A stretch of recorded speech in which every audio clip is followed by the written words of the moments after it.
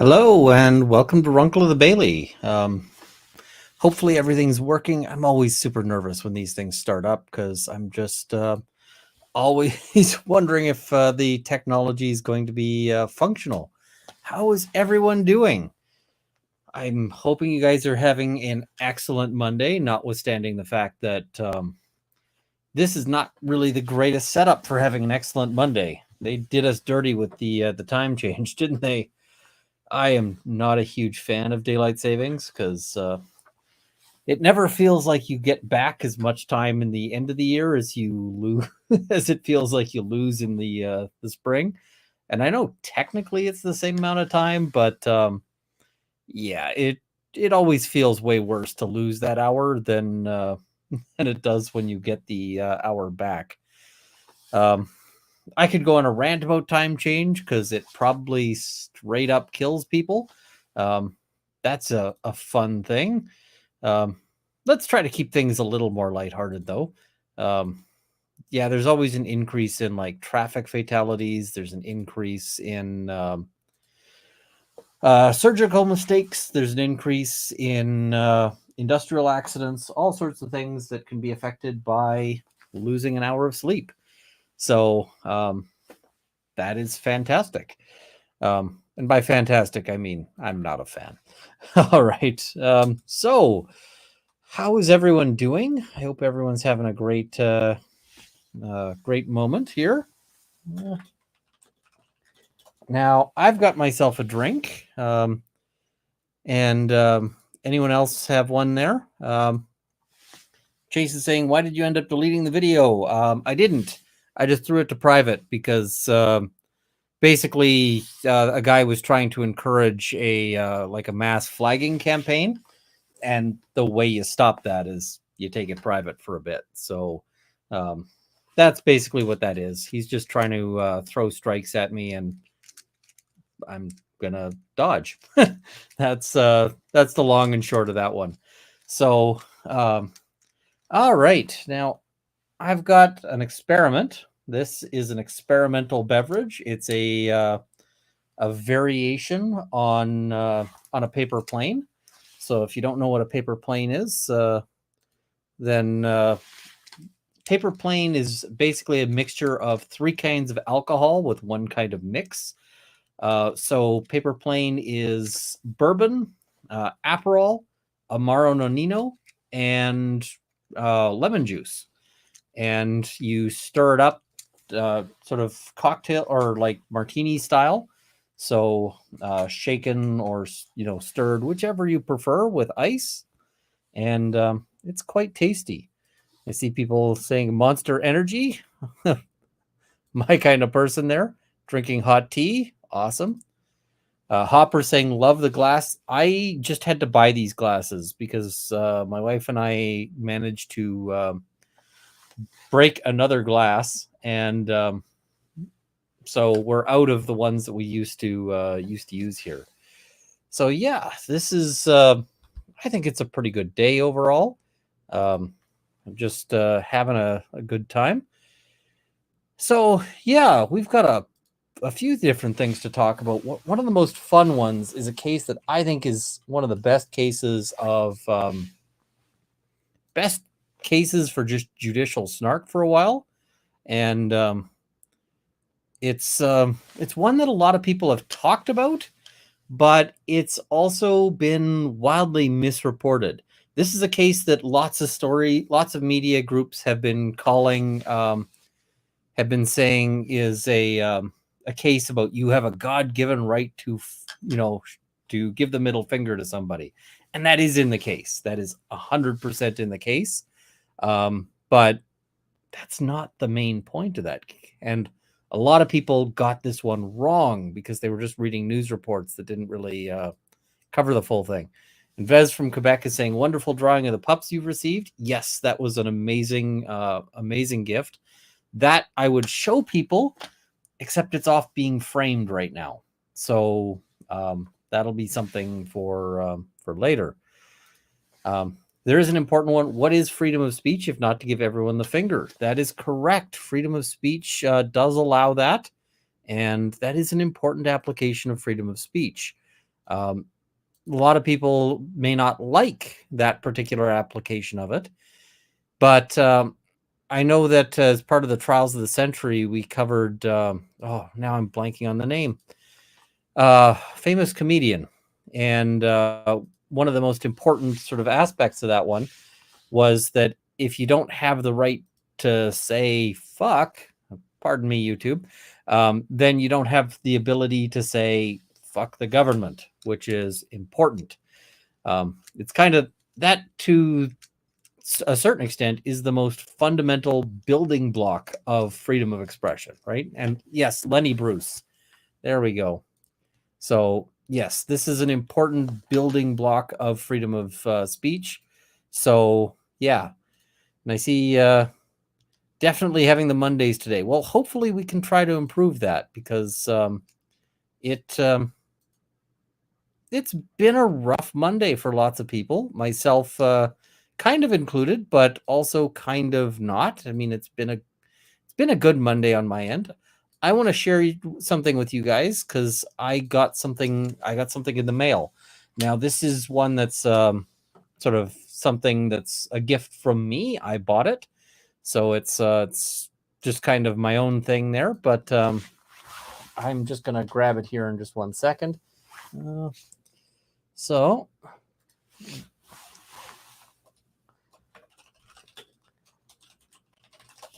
just where did I put that? All right, 1 second. I just got to figure out where I actually put that. Here we go. So check this out. This, hopefully people will. So this, I think, is really cool. You might be saying, what the heck is this? Well, this, if I turn it around, you can see it's got this bladed edge all the way along the edge there. And so what this is going to be is it's going to be a little cat bag.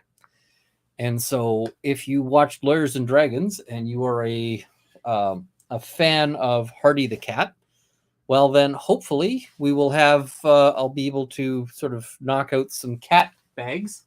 And I think that'll be fun. So that's exciting to me anyway. And I don't know if it's exciting to everybody, but it's exciting to me. And yeah, we'll just have to get that going. I see somebody is listening in from Baton Rouge. That's awesome. Well, there's people from all over the place.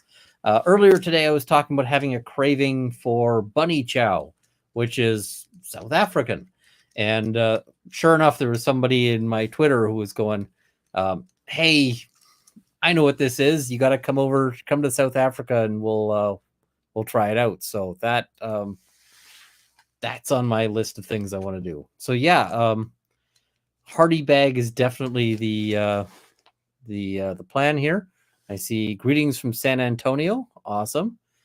And we got somebody who's upset in the chat. That's always a fun thing. So I see use it for Hardy credits. No, yep, that's a thing. Wait, is that different from puppy chow? That is indeed different from puppy chow, because puppy chow is food that is for puppies. Whereas bunny chow is not food for bunnies. It is bunny chow is actually I'm not exactly sure how it works, but bunny was sort of referred to Indian restaurants, and so bunny chow, the history of it is actually pretty ugly, but it's worth kind of talking about. So during apartheid in South Africa, blacks in South Africa were not allowed to go to the Indian restaurants.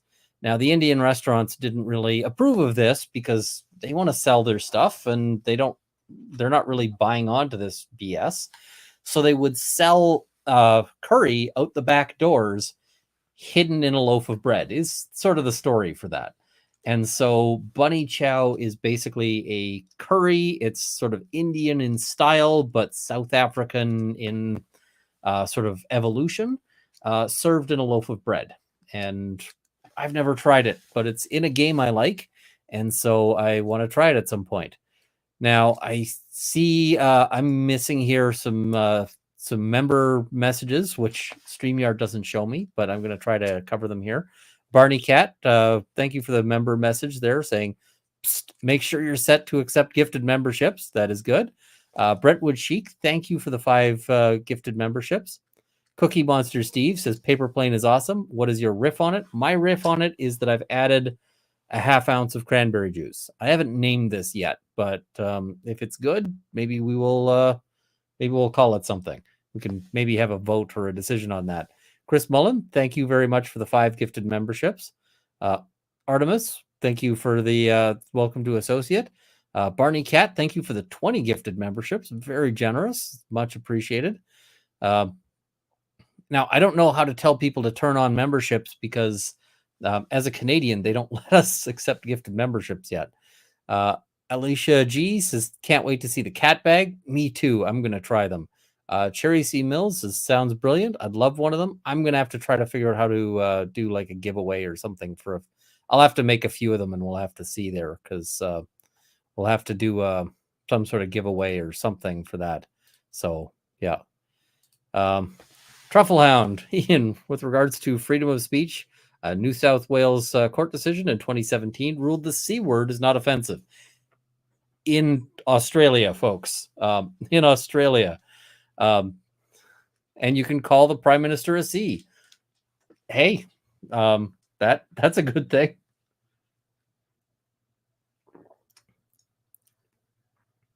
I like that. I'm gonna have to figure out a name for this because I'm gonna make those again. So we'll just have to get that going. Devin says they do allow Canadians to accept gifted memberships. Either that or they don't think I'm Canadian. So I don't know how that works. It doesn't seem to allow me to do it. I can't seem to set that up. So I'll figure that out. All right. So we've got a case to look at here because it is it's a bit of a fun one. We'll just have to sort of bring that up here. Let me just find it. All right. Now, this is the case of the King, because all of our cases are now the King, and Epstein. And you might be saying, wait a minute, and YouTube censors. Not that Epstein. YouTube does not like discussion of that Epstein, but that's not who we're talking about. We're talking about an entirely different Epstein. And Epstein is not, even though he's the accused in this story, he's not the villain of our story. He's actually the opposite. He's kind of the hero. So that is that's kind of important to know. Now, this is a case out of Quebec, and thankfully it's written in English because we're going to want to go through it, and it'll be a little easier there. Nick is asking a good question. Hey, Runkle, how are you, brother? Do you think we have hope for the current bans and order in council to be reversed in future? It really depends on when, if ever, the Liberal Party gets out of government. So that'll be, yeah. And I see I'd give them a different name. YouTube isn't good at differentiating, just censoring words. Yeah, we will have to figure that out. We'll mostly talk about the other guy because the accused in this one is not really the trouble there. All right, now, and there's somebody who can take a little break there. We've got somebody who is, we've got a freeman on the land / sovereign citizen in the chat, but he can take a little break there. All right, so let's, oh, and David Tomes, thank you very much. A little monetary appreciation for you. Much appreciated. All right, let's have a look at this one because this is sort of simultaneously a story of justice, a story of injustice.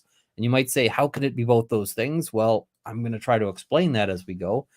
It's also just hilariously funny. So let's have a look at this one. Let me just see if I can bring this up. It's always fun here as I try to get this going. Here we go. Court of Quebec. All right. I see we've got a couple of suggestions. Gimlet's Goblet, Red Baron. Nice. All right, so this is before the Honorable Judge Dennis Galeazos, Justice of the Court of Quebec. So, all right, so it's His Majesty the King and Neil E-word. We'll go with E-word. So, all right. The accused, Neil E-word, is charged with criminal harassment and uttering death threats towards his neighbor, Michael Nakash. The alleged events occurred between March and May of 2021. Now, I'm just going to note a lot of places made this case sound like it was about the middle finger. And this is not at all about the middle finger. The middle finger is actually kind of a side bit on this one. So, yeah. Oh, yes. Did I see the SECU meeting on Thursday? I didn't watch it. I did watch some recaps. The BQ member made it sound as though firearms enter the Canadian market without RCMP knowledge, entry onto the FRT. Yeah, there's a lot of misinformation happening in that particular meeting.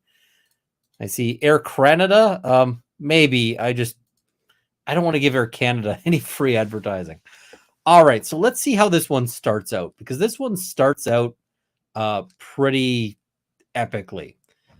Picture the following scene. A beautiful spring day, a quiet street in a small residential neighborhood, just steps away from 2 elementary schools, a daycare, and a park. Up the road, a 4-year-old girl rides her scooter in front of her house with 3 adults sitting on camping chairs in their driveway watching her. Said driveway is adorned with chalk drawings made by the child. A few meters away, another gathering of 9 children spanning ages 2 to 8 smiles from ear to ear. Some have bicycles, some have scooters. All are wearing helmets. Other children are simply walking, playing, getting some much-needed fresh air. They are all under the watchful eye of their parents. Nearby are balloons and decorations in front of a home. Some snow is still seen melting. This is after COVID lockdowns have kept kids cooped up inside for far too long, and while onerous curfews were still active. Finally, the kids could play during the daytime and interact with one another. On the street, there are chalk drawings made by children depicting a birthday cake and spelling Happy 5th. Around the corner, various other adults and children are walking on the street. Some are walking their dogs. Everyone is smiling. At a later point, a young father holds his toddler in his arms. To most, this scene represents a blissful snapshot of a suburban utopia. Peaceful, friendly community life. All right, now let's just stop here and just sort of talk about what we're looking at here. Now, when you see a judge start to lead in with this kind of poetry, this kind of, doesn't this feel like a storybook, opening? Like, doesn't this kind of feel like this is going to be the intro to some sort of, I see, yeah, is this a court decision or a children's book? Yeah. When you see a court case actually starting to lead in like this, what it's going to tell you is that the judge is pissed. Judges don't do this unless they are super pissed off. And every time I've seen a court case lead off like this, it quickly led to the judge starting to drop some hammers. Because, yeah, and we're going to see that. Judge is going to start dropping some hammers here. All right, so let's get to the hammers. So, to most, this scene represents a blissful snapshot of a suburban utopia. Peaceful, friendly community life. Yet to the complainant, and now I'm just going to... Complainant here is a word that you'll often see in Canadian cases. And that is because we don't typically want to describe somebody as a victim of something until they've been proven to be a victim, right? So if you say the victim of a crime, well, then you're presuming that a crime happened, right? So Canadian cases will often, in fact, almost always talk about the complainant. So the person who came to the police to say, I've got an issue. Now, that isn't always the case, because sometimes they will, sometimes the complainant might actually be somebody else. Sometimes the person who is the complainant might not actually have been the person who went to the police, but that's its own separate issue. But that's why they're saying complainant. So, yet to the complainant and his family, this is an unbearable nuisance, an affront on many levels. So much so that according to the objective video evidence, they drive dangerously near the children as a way to protest their presence and express their discontent. That is the backdrop of this case. The complainants have a list of grievances against the accused, his family, his young children, and the other neighbor's young children. These grievances are nothing more than mundane, petty neighborhood trivialities. The complainants, now here it's italicized. The judge is highlighting that the complainants are big on complaining. The complainants have consistently videotaped their neighbors, yet they charge Mr. Epstein with criminal harassment. With an irony of unmatched proportions, they complain that he might have recorded them. He did not. All right. So this is getting a little spicy, right? It's going to get even spicier. Now, I posted a question on Twitter a little bit ago, and I basically said we need a different word other than Karen, because Karen is sort of one that's in the popular lexicon as a person who causes, a sort of certain kind of officious, meddlesome kind of jerk. And so I didn't want to end up making a video and being like, this family of Karens, although it's kind of, people would understand what that is going. This is a family of officious, meddlesome jerks who want to control their neighbors. And that's what this is really about. This is about them being absolute jerks. And not only are they absolute jerks, but they turn around and use the criminal justice system. These are people who want to ask for the neighborhoods, like they want to talk to the manager of the neighborhood, and that turns out to be the cops. So, yeah. And I see Karen is my sister's name, which fits her perfectly. Every once in a while, it just kind of lands and hits the right person. I see, wait, so the complainant is the one driving close to the kids and then told on themselves, or am I lost? The complainant is the one who was driving close to the kids and was very upset with this other guy. And we'll see what his complaints are. But the allegations are criminal harassment and uttering threats to cause death or serious bodily injury. All right, so to the complainants, the presence of young families outside, it is a source of scorn and vivid resentment that ultimately spilled over into a criminal complaint against their neighbor. A school teacher, a caring father of two young daughters who committed no crime whatsoever. A man who has somehow been subjected to criminal charges for almost 2 years. This injustice ends today. Now, I can tell you, I see a lot of acquittals, in terms of court cases. Rarely does the court call it an injustice. The court will say it's not proven. The court will say, the charges they might say that they were laid in error. But here, they go so far as to say this is an injustice. And it's going to get even. We're at like 4 on the spiciness that this particular case reads. This case gets up to super, super spicy. And yeah, I see. Yeah, that judge is definitely pissed. This judge is like nuclear fire. I forgot to bring my nuclear beans in here. They would be the perfect accompaniment for that. I will step out when I get a chance to go get some nuclear beans. I've got some guests invited. I don't know if anyone's going to show because, hey, new show, but we will see. All right. Yeah, paragraph 6 is the case summary, one person was saying, and absolutely. And Truffle Hound, you're right. In Australia, we would call this complainant a C. I feel like a lot of people have called this complainant a C in his life, but yeah. After Mr. E testified in chief, in a tremendous display of professionalism and objectivity, so the judge is going to be real good to the Crown here. In a tremendous display of professionalism and objectivity, Crown Counsel declined to cross-examine him since, in her view, it was not in the public interest to do so. Instead, she humbly invited the court to enter an acquittal. Having heard the evidence, I can unreservedly confirm that she made the right call. Counsel's integrity was commendable. For reasons explained below, the court, here's where we're going to get to some, like, we're getting up to the 8 in the, in the spice here. For reasons explained below, the court is resoundingly acquitting the accused. Since I'm hesitant to draft an entire decision in bold and caps lock characters, I offer the following observations instead. Wow. It is deplorable that the complainants have weaponized the criminal justice system in an attempt to exert revenge on an innocent man for some perceived slights that are, at best, trivial peeves. Now, so let's talk about what happened here.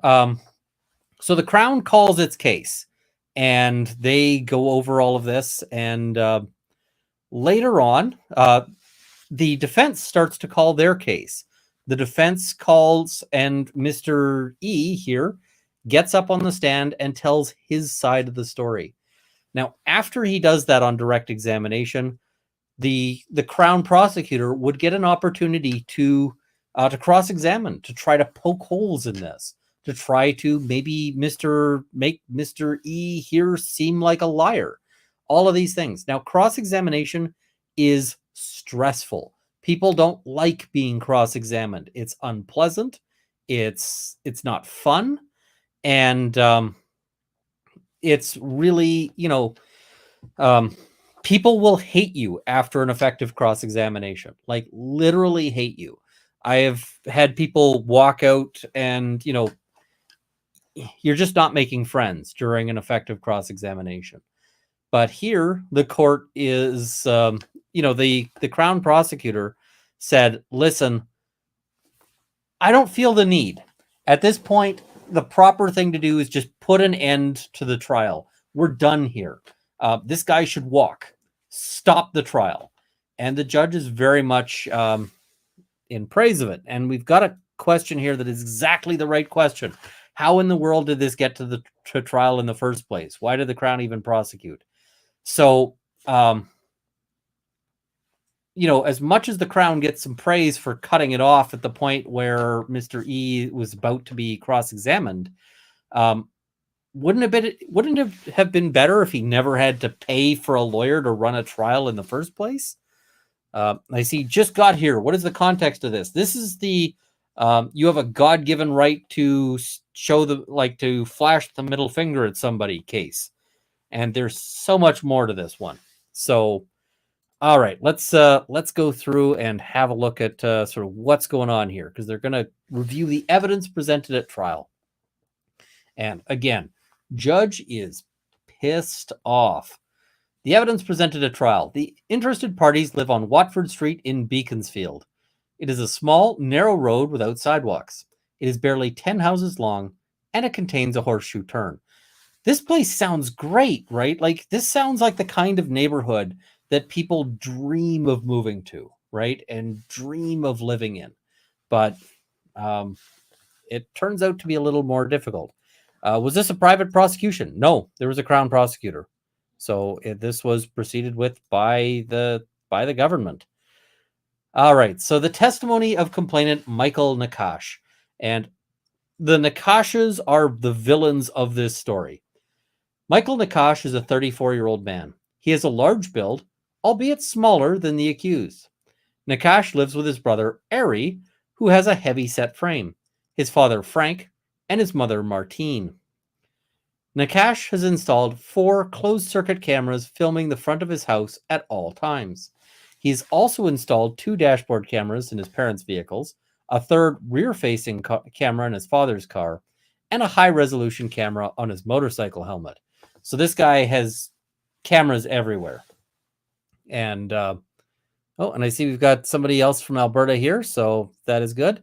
Does a horseshoe turn mean it's a cul-de-sac? I don't think so. I think it means that it's a street that has sort of a U shape. That's kind of my my thoughts on that one. What's the situation with a private prosecution? In Canada, the you can theoretically launch your own prosecution of something. And that means that you can theoretically, as a private citizen, bring a charge against somebody else. In actual practice, what will happen is that in actual practice, typically the government will either take over the case and decide to run it themselves, or just issue a stay of proceedings. Either of those things can happen. So, yeah.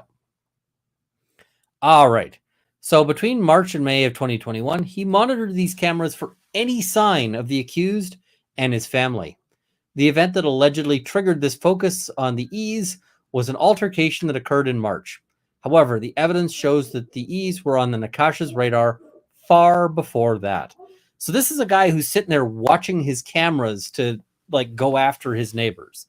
You'd hate to live near these people, right? Michael alleges that on several occasions the accused tried to record his family while passing by on the street. So this guy's got his house rigged up with like this panoply of cameras, and he's upset about, somebody else is trying to record his family. What the heck? We got lots of Albertans here. That's awesome. Bonnieville, I saw Camrose. Nice. That's always good stuff. Just me, Nicole. Hi from Quebec. Glad you liked the drawing I sent you. Thank you so much. It is amazing. In particular, Zora, it looks so much like Zora. Potter, a little less so, but still really like Potter. It is right now off getting framed, and hopefully it'll go up there somewhere. I got to figure out where it's going to go, but yeah, it is. It's fantastic here. All right. The complainant described a series of events in his testimony. The Crown also filed video surveillance footage extracted from the complainant's 8 cameras. Finally, with the defense's consent, and you'll note there's a footnote here, and we'll talk about the footnote, the Crown also produced a written journal compiled by the complainant, in which he kept a log documenting each event. The log in question is replete with his editorial comments and opinions about his neighbors. This guy's writing, like, he's not just doing this, he's writing that stuff down. He's keeping. Now, you might be saying, why is this allowed to be admitted at trial? Because if you remember, for instance, the Johnny Depp trial, that's one that lots of people are sort of familiar with. Amber's journals and so forth weren't allowed to be tendered. And so you might be saying, why is that admissible here? Well, the defense consented. And why would the defense consent? Well, the judge has some comments about that. And I see we've got somebody from the Yukon. That is awesome. Barney Cat from Six Nations Territory. Awesome.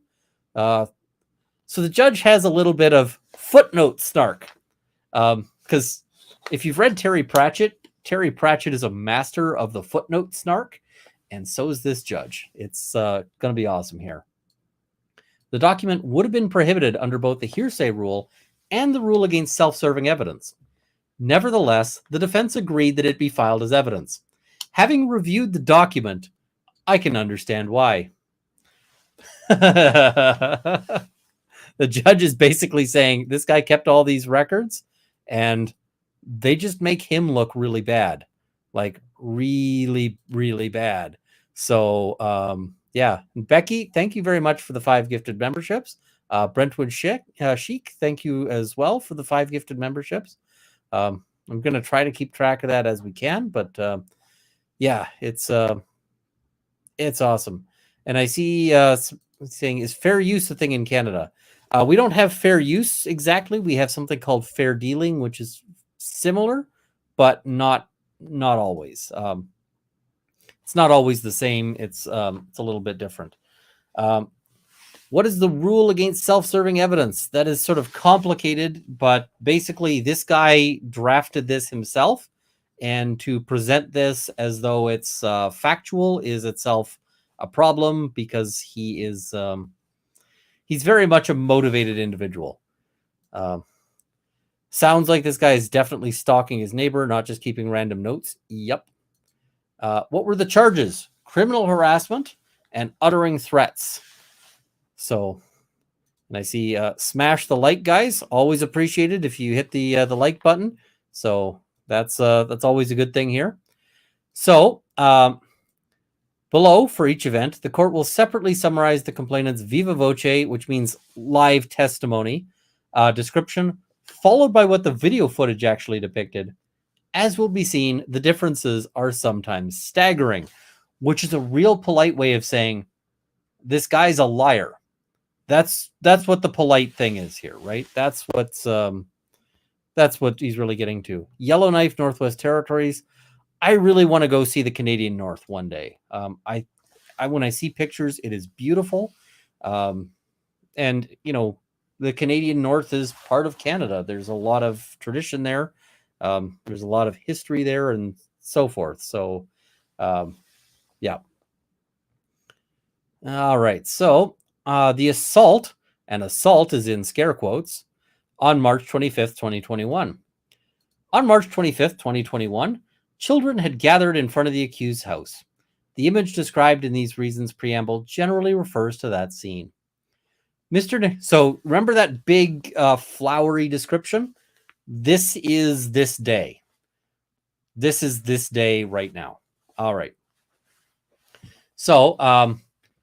Nakash describes it as follows. They were having a street party, blocking the street while drinking at the height of the pandemic. I mean, listen, we've all got different takes on sort of what appropriate behavior during the pandemic was. And, but the complainant here is one of those people who feels that it's his job to enforce that on everyone else, which is not really a great thing. Now, Quebec this was particularly contentious in Quebec because Quebec was implementing curfews. They were implementing much stronger and stricter lockdowns than everyone else. So that's why the court is saying, like, the kids were finally allowed to go play with, outside with each other. And this is a good thing, right? Because these kids seem to be having a great time. They were having a party in the middle of the street, right at the end of a blind curve. All right. He later mentions that there are toys left in the middle of the road. He adds that the adults are holding cans that seem like alcohol, and they're clearly blocking the streets. Moreover, there's a bunch of toys on the road and drawings right at the exit of a blind curve. I mean, you'd hate to see people drinking.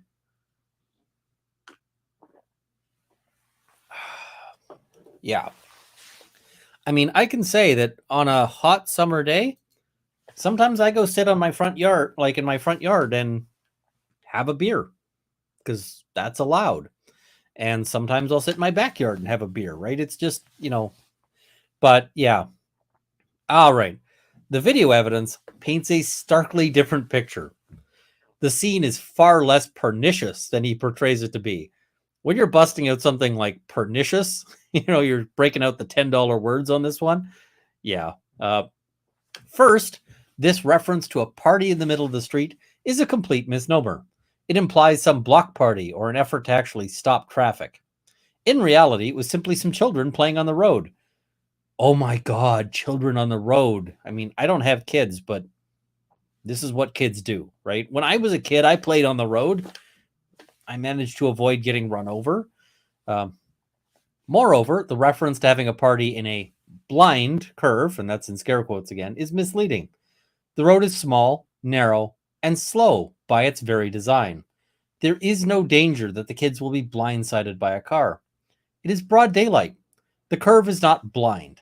The location of the playing families is in no way inappropriate. The drawings are not graffiti. They are children's chalk drawings. Sidewalk chalk is sold at every Canadian Tire, Walmart, and dollar store in the country.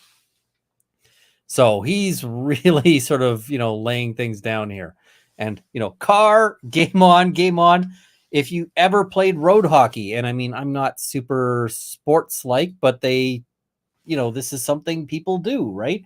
And I did plenty as a kid. You'd be sitting there playing and somebody would call out, hey, car, you'd move everything out of the way. The car would drive by. You'd get back and you'd start playing, right? This is what childhood was like before the days of everything having to be so super safe. Like when I was a kid, I used to go trick-or-treating on my own. And these days, it seems like all the trick-or-treating is happening in malls. And it seems like all the trick-or-treating is, with parent supervision. It seems like, yeah. And I see somebody notes, I also missed a 10 gifted super chats from Colleen Godfrey. Thank you very much. It's much appreciated. All right. This court does not see cans with the S underlined. At most, it sees one can in the accused's hand, and it can certainly not conclude it is cans of alcohol, which is what the complainant presumes.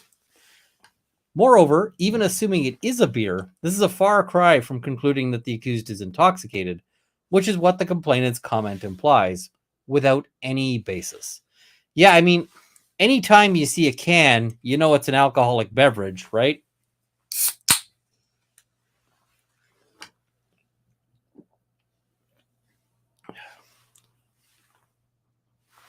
Yeah. All right. And that's not a sponsored moment. That's just me making fun of the notion of you see cans, you assume it's beer. There are no toys left in the middle of the road. There is a scooter on the side of the road when Frank Nakash passes, which does not impede traffic in any way. Moreover, the scooter is not abandoned or forgotten. The kids are outside, right next to it.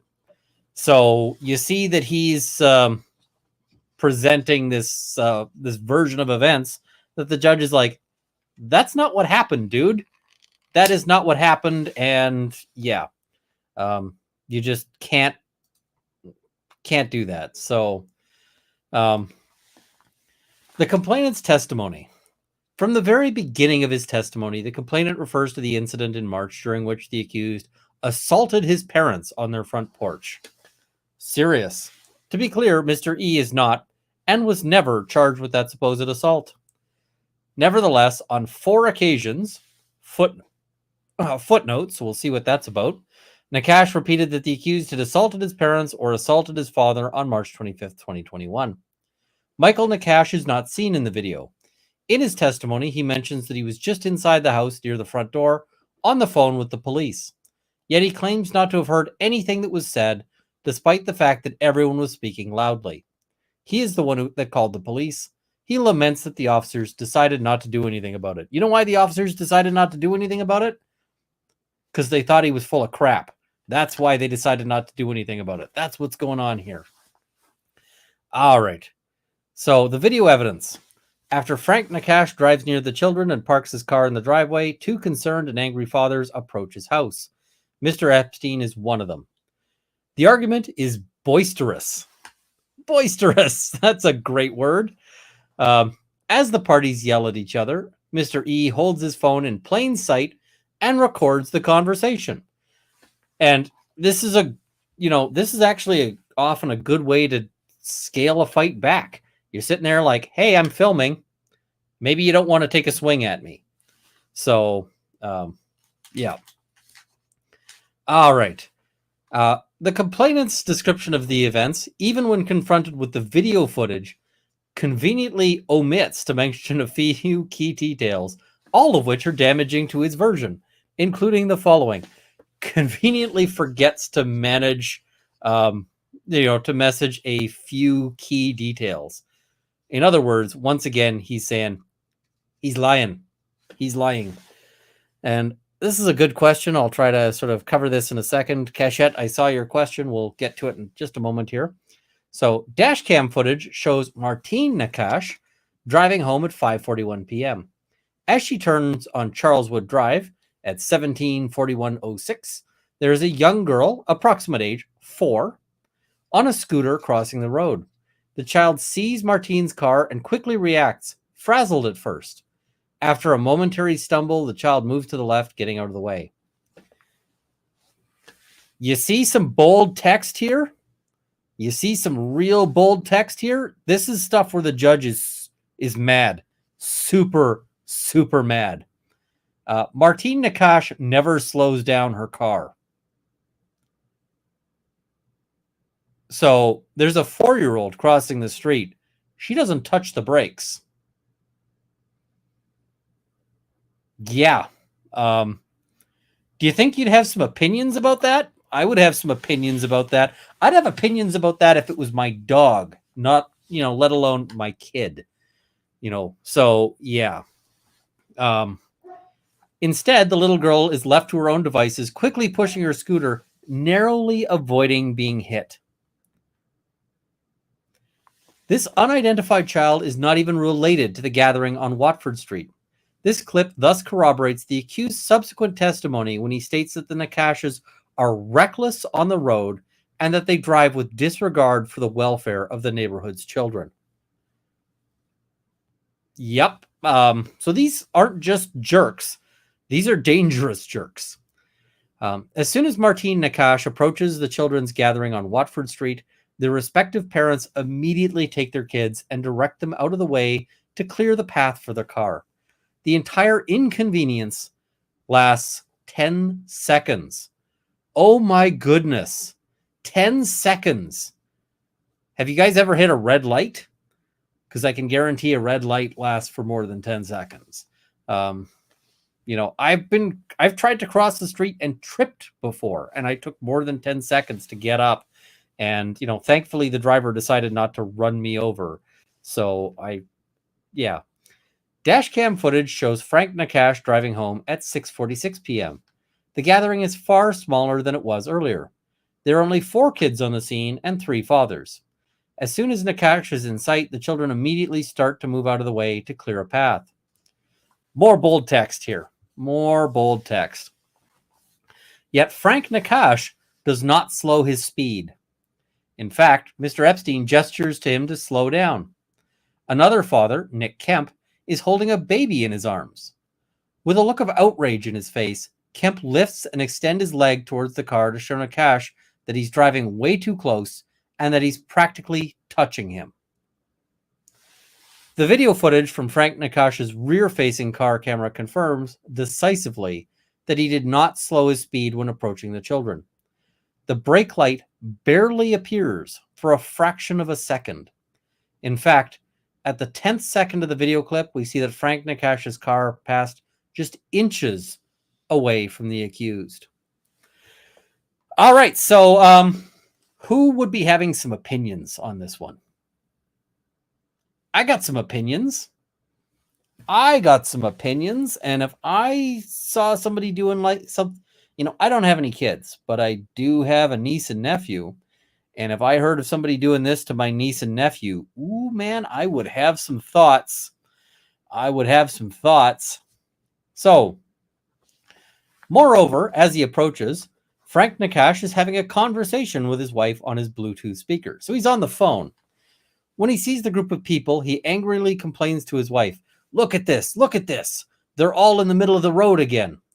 He deliberately and spitefully chooses to keep driving towards them in an act of defiance. And what is it? I note that at the opening of the trial, the parties expressed that the audio portion of the clip was inadmissible since it constituted hearsay. Upon review, Frank Nakash's utterances do not constitute hearsay. They do not recount an event that is offered for the truth of its contents. Instead, his utterances are relevant and admissible as contemporaneous expressions of his state of mind. So let's talk about that, right? Because the judge here, we've got a footnote. So this is an important distinction. An out-of-court statement is hearsay where it's offered for proof of the truth of its contents. And what I mean by that is that you want to use something that is stated in, you want to use the statement itself to prove something that is in the statement. So, for example, if I wanted to use this statement to prove that the people were in the road, then it would be hearsay. But that's not what this statement, that's not why the judge is saying that he's actually relying on this statement as evidence. The judge is saying that this statement is properly admissible as evidence because even if you take out that bit in terms of, we don't need this to say that they're in the middle of the road or not, because in fact, we have the video footage, right? So if we don't take this as proof of where they are at all, it can still be evidence of Frank Nakash's state of mind and what his position is. And I see that this is something I think could catch on. That's going to be my new cursey word for Karen. Don't be a Nakash. I could see that catching on, especially amongst this guy's neighbors. So As soon as Frank Nakash exits his car, he is the one aggressively pointing to Mr. E. The accused's first movement is to raise an open hand and make a calm down motion. Neil E. never touched anyone. He committed no assault whatsoever. Instead, Ari Nakash pushed Mr. E., who did not reply. Everyone on the scene was angry, yelling, and pointing at each other. Why would they be angry? Oh, right, because this guy just nearly ran over their kids, right? And Mr. E isn't the one who throws hands. Ari Nakash does. So, yeah. And there's a good question here. This is, hi, Ruck. Glad to see you have a Monday show. What do you plan to put in your shows? We'll talk about all sorts of things. I mean, there's going to be legal discussion, but this one I wanted to cover this case because it's a fun case and because lots of people have been getting it wrong, in my view. I mean, I think that lots of people, including some big names on YouTube, and I'm not going to call anyone out, but have been getting it wrong. So I kind of wanted to make sure, or to give people a full, I kind of like the deep dives. And this one's a good one for a deep dive because it's hilarious as we go. But, you know, we'll talk about all sorts of things. I want to try to keep it light and a little less contentious because, yeah, there's lots of anger in the world. This one is awesome. Z, I got into law school, Runkle. Congratulations. That is awesome. That is fantastic. So I will lift a glass to that. It's a long road ahead of you, but it's a good one. So long as you like, you know, if you like the law, it's a great place to be. So cheers. All right. We can just run through some super chats here.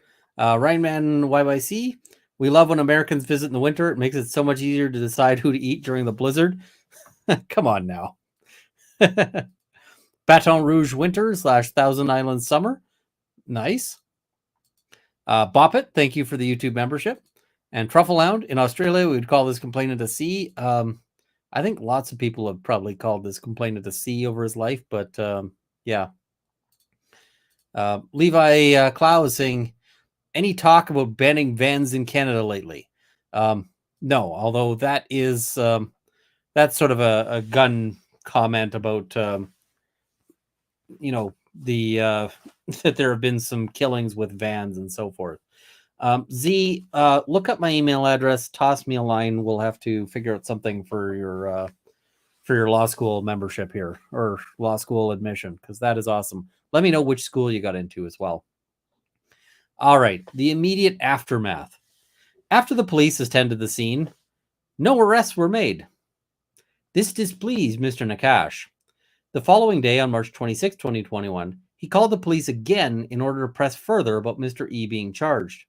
In his journal, he noted the names of the officers he spoke to. Yeah, I mean, there's all sorts of good reasons to note down the names of officers you're dealing with, but there's all sorts of bad reasons. And sometimes you'll see people who are behaving badly, being taking real care to like identify officers as, you know, so yeah. All right. And carrying on here. Unrelenting, he called the police again on March 27th, 2021, for the same purpose, once again noting the officer's name in his notes. He's not giving up. He's calling every day to keep pushing for this. In his testimony, Nakash simply says that the police treated it like a neighborly dispute and accordingly declined to press the matter further. They were not keen of processing a harassment complaint. However, he conveniently omits mentioning what he noted in his written log. Again, this guy's got a lot of convenient omissions in his court testimony, which again, super sketch. The log reveals that, to his dismay, the police officer informed him that his brother Ari could have been charged with assault, and his father Frank could have been ticketed for driving dangerously. In his notes, Nakash took the officer's warning as a threat. He also complained that the officers did nothing about Mr. E not wearing a COVID mask outdoors. So, and I think that the officers were right. They could have charged Ari with assault based on these determinations. They could have, issued him a ticket for his driving or possibly charged him with dangerous driving. So they're real lucky that they didn't get in on that. So the filming of their home on March 27th, 2021. So all sorts of incidents this guy is using to try to say that he's being harassed. On March 27th, 2021, as Ari Nakash was moving the cars in their driveway, the accused was walking by with his wife and children. As he approached, Mr. E was already filming the complainant's house. For some reason. He then stopped in the driveway of the house across the street. From there, he kept filming the complainant's home. That's what Mr. Nakash is testifying about. All right, the video evidence has said something different. At 10:13 a.m., Mr. E, his wife, and their 2 young daughters, ages 2 and 4, are walking southbound. The kids are wearing raincoats and little rain boots. Aw, he makes it sound so cute, right? You could picture this. Their mother pulls a red wagon. Does this place actually exist? Like, this seems like this weird fantasy world, right? That it's like somehow they've gone back to more like this wholesome universe. And then there's the Nakashas who just hate. This is the Grinch stole Christmas, except just stole being outdoors. Where you've got this is Whoville. This is Whoville. And then you've got this guy who's all super upset. They are on the opposite side of the road, nowhere near the Nakash house. Unprompted, both kids run onto the driveway of omitted towards the house. The evidence later reveals that this is where their children's friend, V, omitted, lives. The little girls simply wanted to talk to their friend. Oh, the horror. That's the judge saying, oh, the horror. I mean, you might think that's Runkle Snark. That's Judge Snark right there. The judge is just super upset by this. The Epstein parents wait on the driveway for 19 seconds for their daughters to come back and continue their walk. During the entire walk, Mr. E does nothing. He walks normally. It is uneventful. He makes no gesture or sign towards the complainant's house. He may be holding his phone in his hand, but it is simply along his thigh. Moreover, as he walks, he swings his arms normally, which is not conducive to surreptitious filming. During the wait on the driveway, his hand is near his belly, immobile. Given the distance and the resolution of the video, the court is unable to conclude that he's filming. And it seems unlikely if he's swinging his arms as he walks, right? So, all right. Carrying on here. The complainant's written log. When describing the events of March 27th, 2021, the complainant refers to the accused as dipshit. In quotes. So, just a pro tip. There are times when keeping notes can be helpful if you have a court dispute later on. But if you're going to do that, you don't want to refer to the other side as dipshit.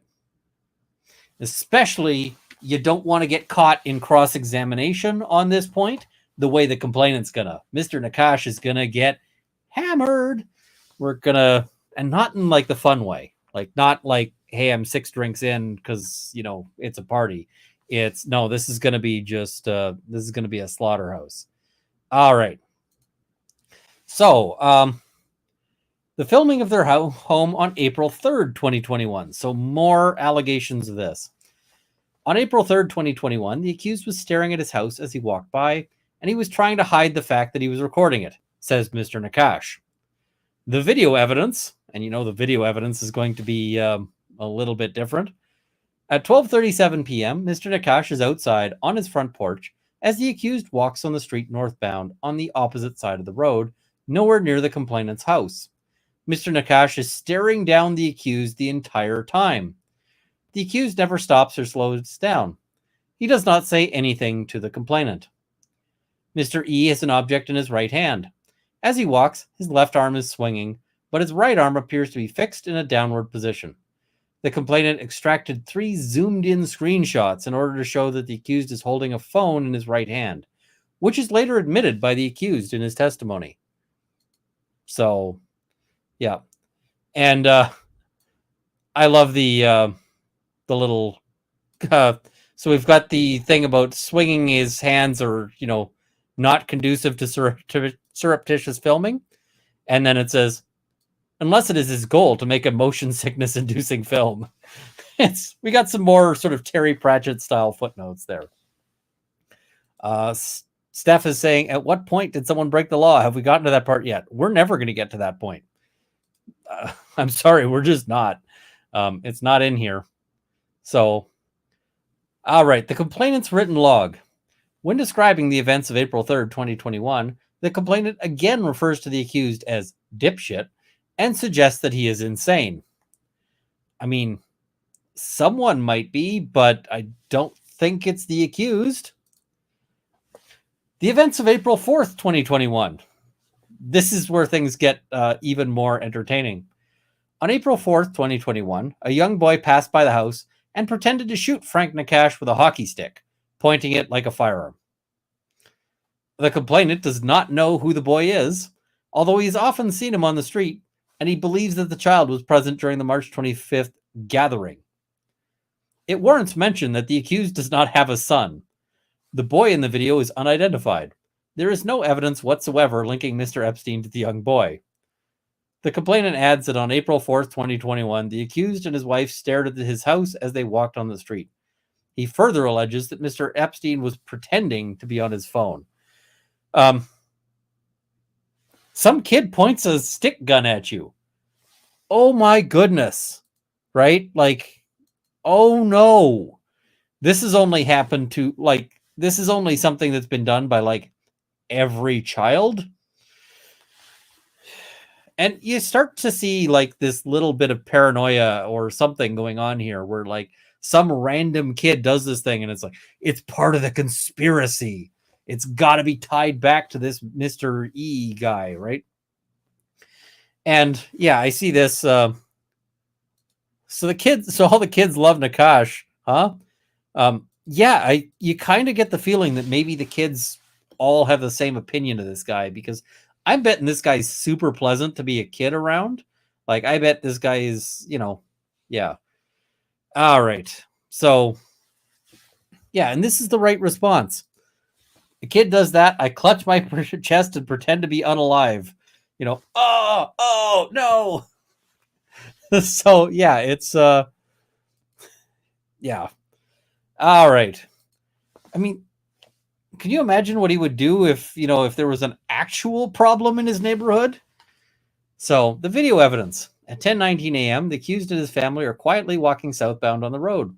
The kids are slightly ahead of them, but still within a few feet. They never stop walking. They never say or do anything in the direction of the complainant's house. At 10:19:08, for a fraction of a second, Mr. E turns his head to the right. If you blink, you miss it. No level-headed person could describe this, as he kept staring at the house. But we're not dealing with a level-headed person, right? Furthermore, from that distance, it is simply impossible to assert that the accused was pretending to be on his phone, as compared to just actually being on his phone, which is a thing people do. And I note that the kept staring at the houses, which is how the accused described it in his written log. I think that would be how the complainant described it in his written log. That looks like an error to me. All right. At 1:02 p.m., the accused and his wife are walking northbound on the road. They are on opposite sides of the street, nowhere near the complainant's house. Each parent is carrying one daughter in their arms. They never stop. They never say or do anything in the direction of the house. At 1:33 p.m., a young boy, approximate age 10, runs on the street northbound holding a hockey stick. He momentarily stops, pretends to take aim with a rifle, and shoot in the direction of the complainant's house. Yeah. The complainant's written log. Regarding the morning encounter, the complainant writes that the accused kept staring at the house, and kids were running around throughout the whole road and screaming. As for 1:32 p.m., he mentions the kid with the hockey stick. So, fun stuff. Now we get to April 8th. The complainant's testimony. because you see how I really like the judge's style on this one to just keep sort of differentiating between the different things there. So on the evening of April 8th, 2021, the complainant was returning home on his motorcycle. By sheer coincidence, he found himself behind the accused car. After several blocks following the same path, when the accused arrived at his house, he slowed down and stopped on the road, but he did not enter his own driveway.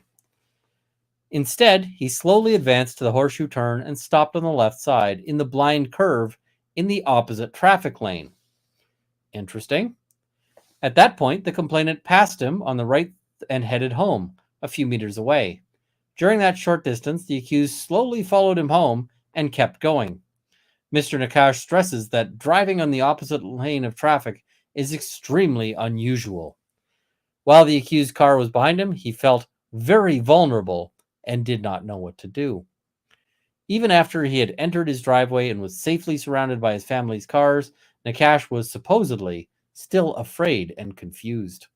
He did not know what was going to happen. Despite the presence of other cars, there was still an open spot on the driveway from which he could be run over. He adds, and this is where the judge is going to just lose his mind. If somebody wants to drive their car like the bus in Laval recently that intentionally murdered young children by driving into a daycare center, it's going to hit. This happens right after that incident. Right after that incident, this guy drops this into his testimony. Judge is going to have some thoughts. Judge is going to have some real opinions on this one.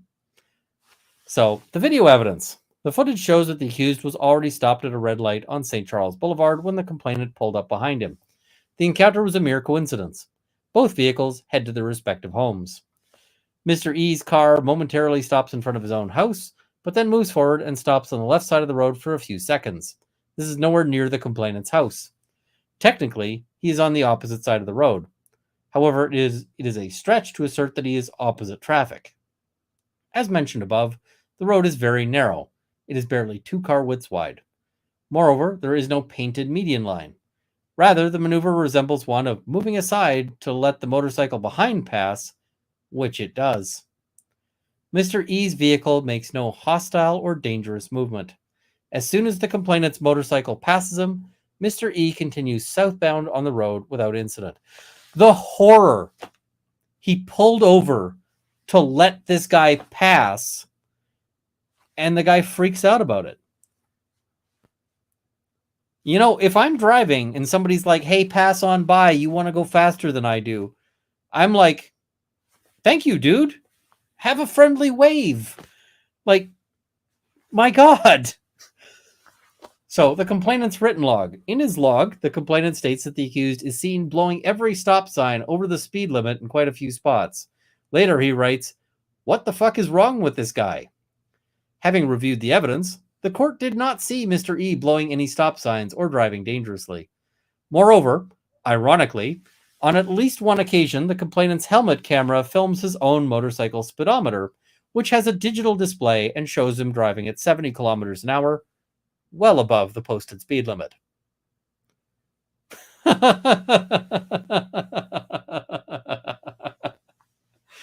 Like, this guy is just completely unable to intersect with reality in any meaningful way. So, and this is a good comment. Dr. Moo, according to Rob, everyone passes you in cars, Ian. I can drive in a hurry when I need to. I just don't unless I do. This case needs a Rob and EDB dramatic reading. Hey, they've got an invite. It's just Monday's kind of a busy night for lots of people. So, yeah. 70 in a residential zone. Yep. I don't know what the limit is there, but yeah, the guy is, and I see somebody saying that the residential speed limit is 30 kilometers an hour in that area. So, yeah. All right. So, the events of May 12th, 2021. It keeps going. I see somebody saying, is these actually Canadians? Kind of. Let's do a little bit of a review of some super chats here. And there's actually, I'm also marking a comment from Claude Simeon that is relevant here. Christopher, Thank you very much. Wow, Runkle, interesting case. I'm impatiently waiting to learn what, if anything, happens to the counts. The counts see, the Nakashas here, they're the complainants. Or the counts. I see where you're going. It took me a while.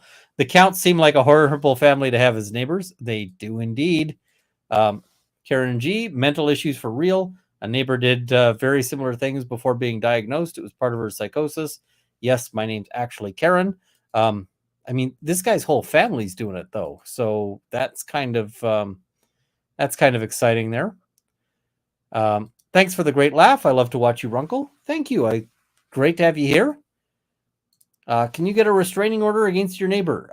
Maybe. That'll depend on your provincial law, but it's certainly doable in a lot of places. How would that work? Would they have to move? This seems like it's obsessive and scary. If you get a restraining order against your neighbor, they will typically tailor the conditions to make sure that it's not something that will force them to move, but it will be something that, where they might say, like, have no communication with them, have no contact with them. Yeah. I see Naughty 86. While this is hilarious, could the accused take the complainant to court for damages? We'll talk about that. That'll be something we will discuss. This decision is Exhibit 1. Yep.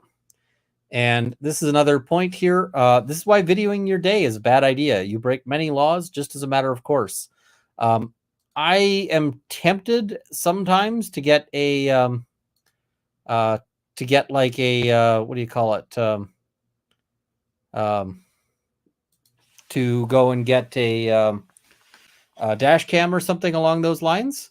But I mean, I worry because there'd be a real possibility there to get into some trouble. So you never really want to have everything on your day recorded, because if the cops disliked you, they could go and proceed to go through it and count up every speeding ticket and so forth.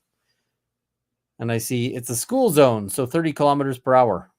Yeah, in which case that's one hell of a ticket. All right, so the complainant's testimony. On May 12th, 2021, the accused appears to be looking into the house and attempting to see inside the upper floor's windows. After a minute or so, he continued walking, only to hide behind a tree and continue looking at the house. So that's his testimony at trial. The video evidence, and you already know where this is going, right? At 3:53 p.m., the accused and his family are quietly walking southbound on the road. They don't stop walking. At one point, the accused does wait for his young child to catch up to them. Although Mr. E is in fact looking in the direction of the complainant's house, he makes no menacing motion. The walk lasts a few seconds and is uneventful. At no point does anyone hide behind any branches. I mean, this is starting to sound like cartoon, comic behavior, right? Like, hiding in the bushes. The complainant's written log. When describing the May 12th, 2021 incident, the complainant refers to Mr. E as the crazy neighbor and states that he is insane. Yeah. He suspects that that E is casing the place, and he suggests that the accused was hiding behind the tree staring at the house. Casing the place. All right. The events of May 18th, 2021. The complainant's testimony. Mr. Nakash explains that on May 18th, 2021, he was performing renovations on his house's front staircase using a handheld jackhammer. He was wearing safety glasses and earplugs. Through his earplugs, he thought he heard a sound. He therefore turned around and saw the accused, who appeared to be saying something. The accused kept walking while staring at the complainant and giving him the finger. We're getting to the finger portion here, right? Moments later, the accused crossed both arms, giving him the finger with both hands. As he walked away, E made a throat-slashing gesture. This is the part that lots of media and lots of people failed to report. The throat-slashing gesture is a critical part of the uttering threats, because uttering threats to cause death or bodily harm does not necessarily have to be verbal. And so if you go up to somebody and you do that, that can be a threat to cause death or bodily harm. Finally, after walking a few steps, the accused turned around and made a punching motion with his hand, as if to challenge him to a fight. Nakash therefore set his jackhammer down and called the police to report what he perceived as a threat to his life. He also reported what he considers to be months of harassment. He felt worried to such a degree that he feared, was he going to come back? Was he going to try to kill me? The video evidence. And of course, you know where the video evidence is going to be. At 2:43 p.m., Mr. E is seen walking southbound on the road. He is on the opposite side of the road, nowhere near the complainant's house. He never stops walking. The video clearly shows that E is looking in the complainant's direction and giving him the finger, sometimes with both hands. At the tail end of the clip, the accused makes a lateral horizontal motion with his right hand. So, he's doing this. He's doing this. It's like that Mr. Rogers video. And so lots of people have theories in the chat about the throat slashing gesture. We'll talk about this one. The testimony of the accused. So the accused is also testifying. Mr. E testified in his defense. At the time of the events, his daughters were 2 and 4 years old. His family is very outdoorsy. They go for walks every day. Good for him, right? How many people do we know whose kids do nothing but play video games? And I mean, I played video games a ton as a kid, but I also went on hikes and so forth. It's important to get some exercise for kids, right? That is a good thing to do. Good for this guy. He describes the neighborhood as quiet, friendly, and residential. Doesn't it sound wonderful? As Exhibit D1, he produces a map of the surrounding streets upon which he identifies most of his neighbors. This guy knows all of his neighbors. He's friendly with all of his neighbors. How many of us can say that we know all of our neighbors? I know like 3 on my street, but certainly not all of them. All within a distance of a stone's throw, he lists 12 houses and he identifies the residents, all of which he socializes with. He even knows their pets' names. Everyone knows everyone. The community is tight-knit. 9 of those households have young children, and they're all friends with his daughters. They often gather, have pizza parties, play in the street, and go swimming in each other's pools. Doesn't this guy sound like an absolute crazy person? Where, you know, all of his neighbors know him and like him and want to hang out with him, and, you know, they all know each other's kids. The neighbors I know, I don't know their dogs' names. I don't. So yeah. Yeah. It's just, so at trial, this is funny. So here's more of the judge being absolutely, like, this judge has no patience whatsoever. At trial, there's no evidence before me suggesting these young children form a criminal or terrorist organization. Why does the judge have to say this? So, I see Runkle, Potter, and Zora need to have friends on their walks. Potter and Zora want to play with dogs when they walk by, and that's a problem because they'll want to go and be like, hey, let's go play with this dog that's in a pen. And that other dog may not like other dogs. And yeah.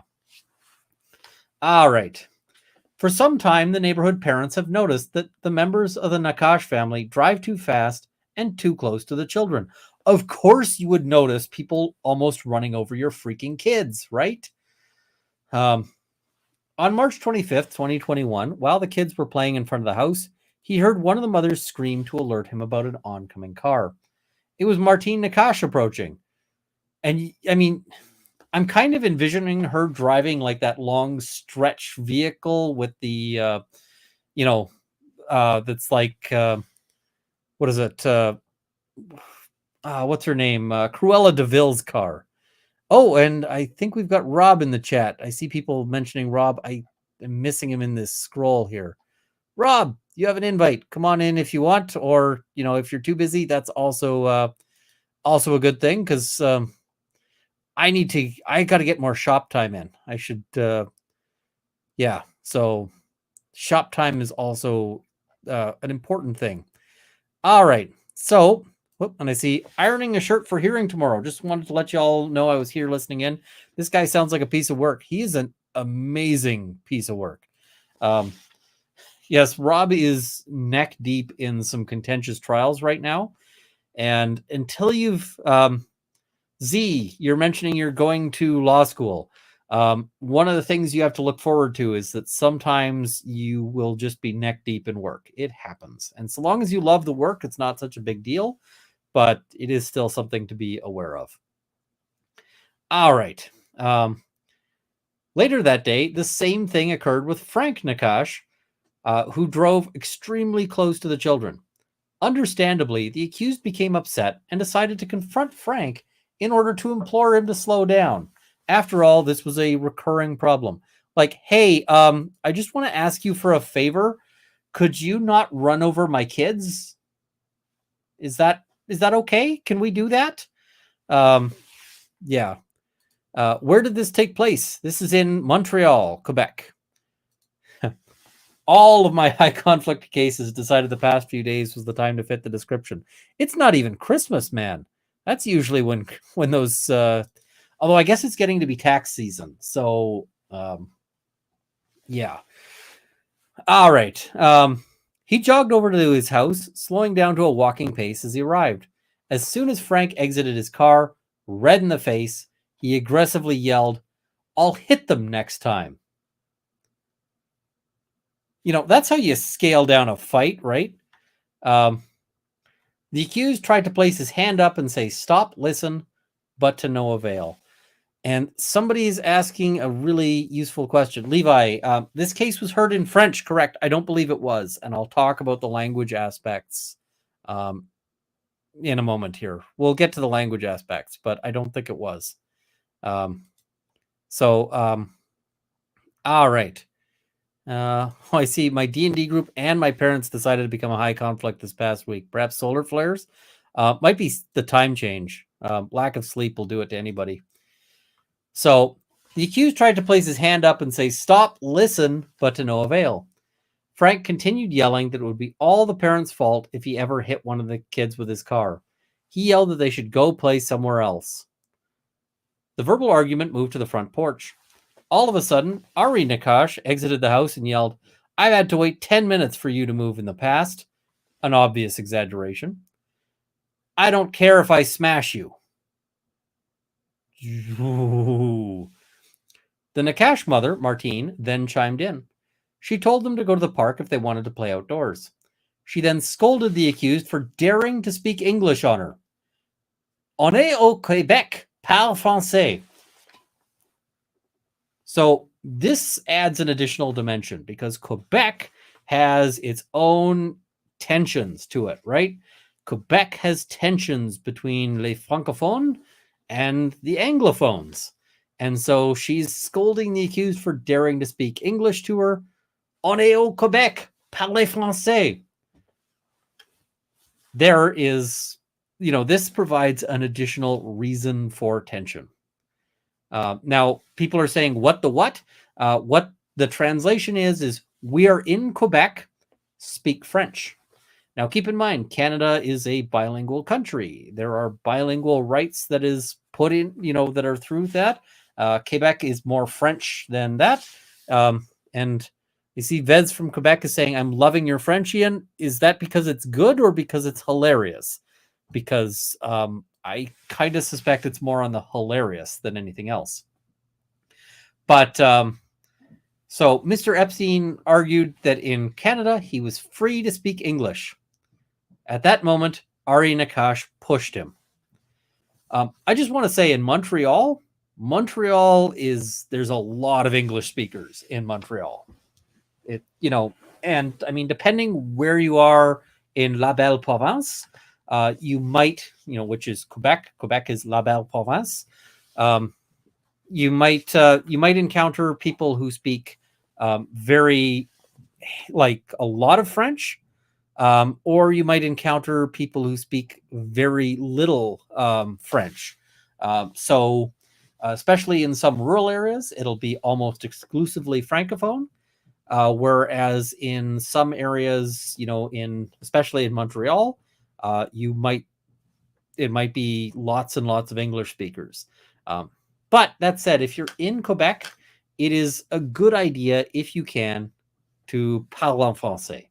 A lot of people will treat you better. I'm out of practice on French, but and I see Barney Cat, thank you very much for the 10 gifted memberships. And Law and Lumber, thank you very much for the 20 gifted memberships. It's much appreciated. All right. So, afraid he would lose his job if he retaliated, Mr. E simply walked away and called the police. Mr. E, remember, is a school teacher. School teachers are held to a high standard. If a school teacher is going to get a charge for an assault, that might imperil his job. Do you think it might also imperil his job if he gets charged with uttering threats and criminal harassment? Yep. So this is a big deal, right? All right. The accused acknowledges that he was upset during the confrontation. He admits that he spoke aggressively and that he used profanity. He loves his daughters very much, and this was not the first time the Nakashas threatened to run them over.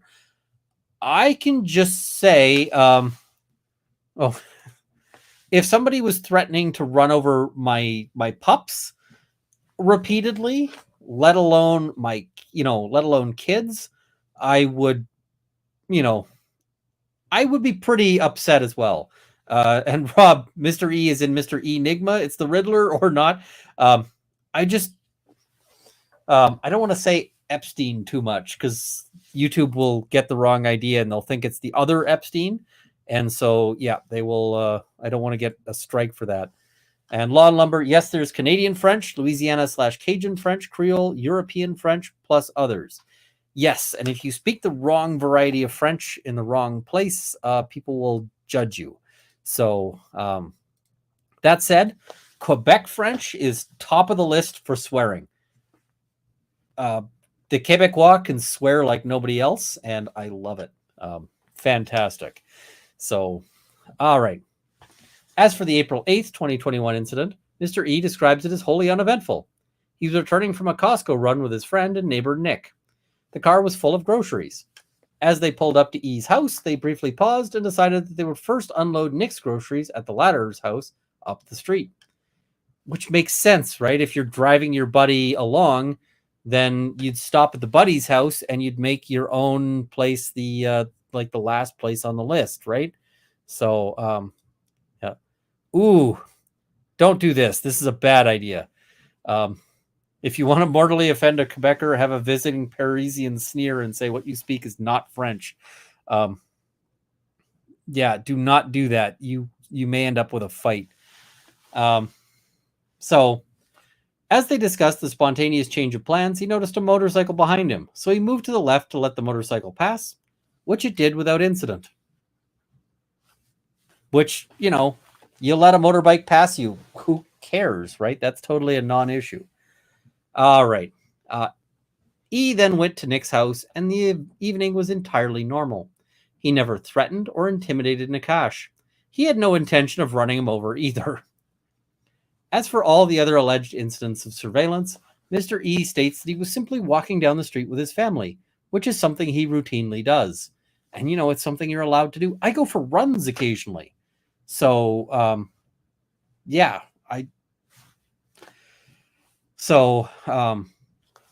he denies having filmed the Nakash's home, although he did always keep his cell phone in his hand, just in case he quickly needed to call 911 due to their volatile behavior.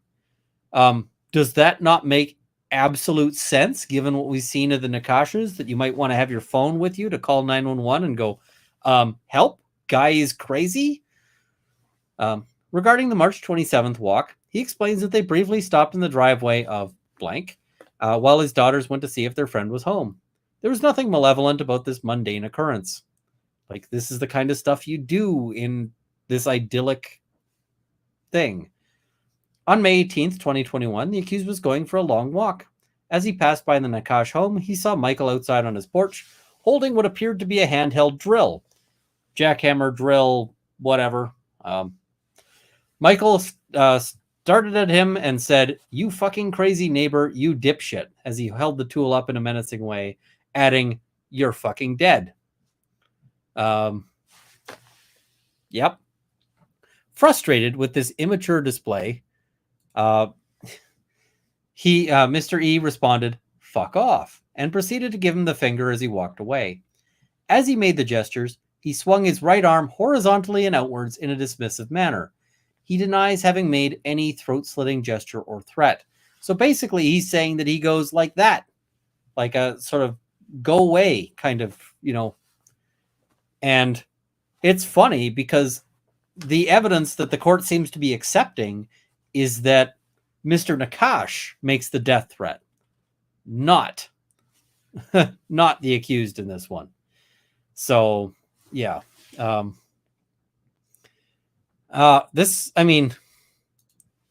I see suddenly my neighbors seem like angels. Don't they? Like now we're sitting here looking at our, looking at our own things and going, yeah, aren't all of our neighborhood problems a little less serious now? After his walk, he returned home to find police officers waiting for him. They arrested him for uttering death threats. Not only did he cooperate with them, but he took his time and provided them with a voluntary statement about the events, despite his right to silence. This is the only thing he did wrong. Only thing he did wrong. So, yep. And Torin 3, thanks again for the opportunity to make a braid for you. 4 hours in, I've got 6 inches done. So that's what she said. So 36 hours until it's done, 6 weeks of streaming it. Guys, if you go on my locals, check it out. He's doing amazing work. So check that out. So yeah. Whoops. I was aiming for this one. Saw Runkle mentioned in National Post for a comment on knife law. Yep. We can bring that one up in a little bit here. And Law and Lumber, be honest, you chose this case because of the snark, and so you could use all the cursey words on your first Cure for the Monday Blues because blank off is Monday vibes. Yes. This one was just too much fun. I actually started reviewing this one just as a an on-demand video rather than a live, and I went, no, this one's way too much fun. I want to do this one with people. I want to do this one with the chat. That's really what I wanted to. That's sort of my feelings on that one. Is like I want to share this one with friends as opposed to just kind of talking at a screen, and it's a very different experience when you're sharing things with friends. So that's kind of what all of this is about. Yeah, I don't think he should have talked to the police, but you see that he talks to the police, he still ends up charged. Even though he is keep in mind, this guy is as righteous as it is possible to be, right? And he still gets charged. I see, did his statement to the police work against him in this case at all? I haven't seen anything where they've used his statement against him, or was it the wrong move just because in general don't talk to the cops? More the latter. But also, you'll notice that it didn't help him, right? It did not help him at all, right? And so, sucks to be him, right? All right. The law. It is trite law that Mr. E, like every other person charged with a crime, is presumed to be innocent unless and until the Crown has proven his guilt beyond a reasonable doubt. The Crown bears the burden of proof throughout the entire trial, from beginning to end. The accused does not have to present evidence or prove anything. Moreover, it is not enough for the court to believe that he's probably or likely guilty. Conversely, proof establishing absolute certainty is not required of the Crown, nor may the doubt be imaginary, frivolous, or irrational. Such a burden would be nearly impossible to meet. Nevertheless, the reasonable doubt standard falls much closer to absolute certainty than to proof on a balance of probabilities. So, in this is sort of a standard court invocation, I guess you could basically say, which is that the court is basically just putting in their reasons. We know what the law is. And normally this would be a lead-in to say, listen, we are acquitting because the Crown has failed to prove its case. Motion to name your cranberry mixed drink Cranmerd. No, that's hilarious, but terrible. Um, that's terrible. All right. I'm not drinking anything that is merd. So they continue on. The case at bar is not a close call. Reasonable doubt must stem from reason and common sense and is logically connected to the evidence or lack thereof. It cannot be based upon sympathy, pity, or prejudice. Again, this is standard. This is the court kind of invoking the standard reasoning, right? And basically saying this is the test. So this is really common.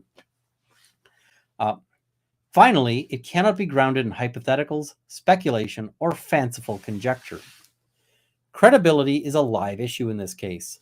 The court is confronted with conflicting evidence, with the main parties offering diametrically opposed versions regarding the history of their interactions and the events referred to in the information. Although credibility and reliability are often intertwined to a certain extent, they do remain fundamentally different. Credibility relates to the witness himself and to his truthfulness, veracity, and integrity, while reliability relates to the accuracy and quality of his account. Let's break that down because this is a really important point and one that a lot of people struggle with in terms of looking at cross-examinations and so forth. So let's say I've got a witness on the stand, and let's say, so you've got all sorts of possibilities, right? And one possibility is that you might say that this witness is lying. If I'm defense counsel and this guy says that my client committed a bank robbery, or if you think of if you think of My Cousin Vinny, right, where you've got all of these witnesses that are saying that the two accused in that case are put into, that they're saying that they were involved, right? Credibility is saying, is this person lying? Do they have some motivation to BS? Whereas reliability can be, you can have an honest witness who is super, who is not very accurate. As an example, let's say I haven't had one of these. Let's say I'm at like 5 or 6. And the wonderful thing about a paper plane is that a paper plane, the first 2 taste kind of like a lemon drop. And the third one tastes like a lemon drop with a slight floor aftertaste. They are 3 kinds of alcohol mixed together with lemon juice. And this one is 3 kinds of alcohol mixed together with lemon and cranberry. So, if you're smash drunk, you might be doing your best to be honest. You might just not be good at it at that time. Your memory might be shaky. Let's say you wear glasses. I wear glasses. I don't typically wear them on a stream because I don't need them for this distance. But if there was something that was happening, say, 75 feet away, and I wasn't wearing my glasses, maybe my identification of a witness might not be the strongest. So that is that's sort of a key thing there. All right. In its assessment, the court may accept all, part, or none of a witness's testimony. The court must carefully avoid engaging in a credibility contest. In other words, a criminal allegation cannot be resolved by simply choosing between conflicting accounts. Doing so would shift the burden of proof to the accused or lower the standard of proof resting with the Crown, both of which are scrupulously prohibited. I've instructed myself to apply the law with respect to credibility as inspired by the framework proposed by Justice Corey in The Queen as it was and WD. WD is an important, it's a critical case. WD is cited in so many decisions because WD fundamentally is how you address the issue of, when you've got 2 people, the accused testifying with an account that would, provide them with a defense, and and some other witness who's testifying with something that would, tend to cause them to be guilty. But yeah, this is a critical case. So the court is going to go through how that analysis is done, and that's really, really useful. Ooh, I like this one. Paper crane. I like that. I'm going to have to throw up a poll here. All right, so let me toss up a poll here.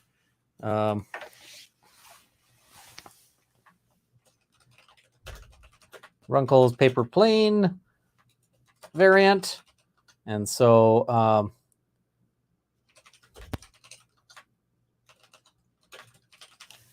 and one other option here. Last chance to get in ideas here. All right, so here we go. Firing. All right, so now we've got a poll. We've got 3 options. Red Baron, Paper Crane, and Gimlet's Goblet for different suggestions for what the drink should be called. So, yeah, I didn't put Cranmered in there because I'm not drinking anything that is Cranmered. That's just... And Meadow is asking, what color is it? It is this... Let me just... it is this color, which is a lovely color. So... all right, so let's go through and look at how a WD analysis is done, because that is fantastic. It's important to know. This is, if you know this, you know a tremendous amount of criminal law in Canada. Just this case, believe it or not. So first step, if you believe the accused evidence denying guilt, then you must acquit. Full stop. If you believe the accused evidence denying guilt, you must acquit. Even if you also believe the evidence. And I mean, I've had judges say, listen, I believe everybody. Everybody here seems super, super credible, super believable. And therefore I have to acquit because I believe the accused as well as someone else. However, if you don't get to that step, and Carrie Paul is asking, what's in it? I missed that part of the live. So it's a paper plane made with an additional part, and the additional part is cranberry juice. So it has some cranberry as well as the lemon. Do you guys have to start saying the king instead of the queen? Yes, we've been doing that. So, all right. And the poll is off to a good start here. I am now Canadian law scholar. Lol, just kidding. I mean, you're ahead of a lot of people if you're, if you know this one. So if the evidence of the accused is not believed per se, but it nevertheless leaves the court with a reasonable doubt, I must acquit. Now, I'm just going to note, I had a case where the judge, this was a case involving a fraud allegation, the one I'm thinking of right now. I've had several of these, but the one I'm thinking of right now, so this person was accused of fraud, basically on social services by not declaring side income, right? So just without giving too much detail that anybody could be identified, that's kind of the issue. And basically, the judge said, "I don't believe, Mr. Runkle, I don't believe your client. I don't believe that your client's being honest. I don't believe that your client is telling the truth. However, the version of events that your client presents, I can't, even though I don't believe it, it's still possible. And the Crown hasn't done a job, hasn't been able to say that it couldn't have been that way. And therefore, I must acquit." So that's sort of that example of that. So if that doesn't happen, the third step is, even if the evidence of the defense does not raise a reasonable doubt, i.e. even if it is dismissed as entirely untruthful, that does not end the matter.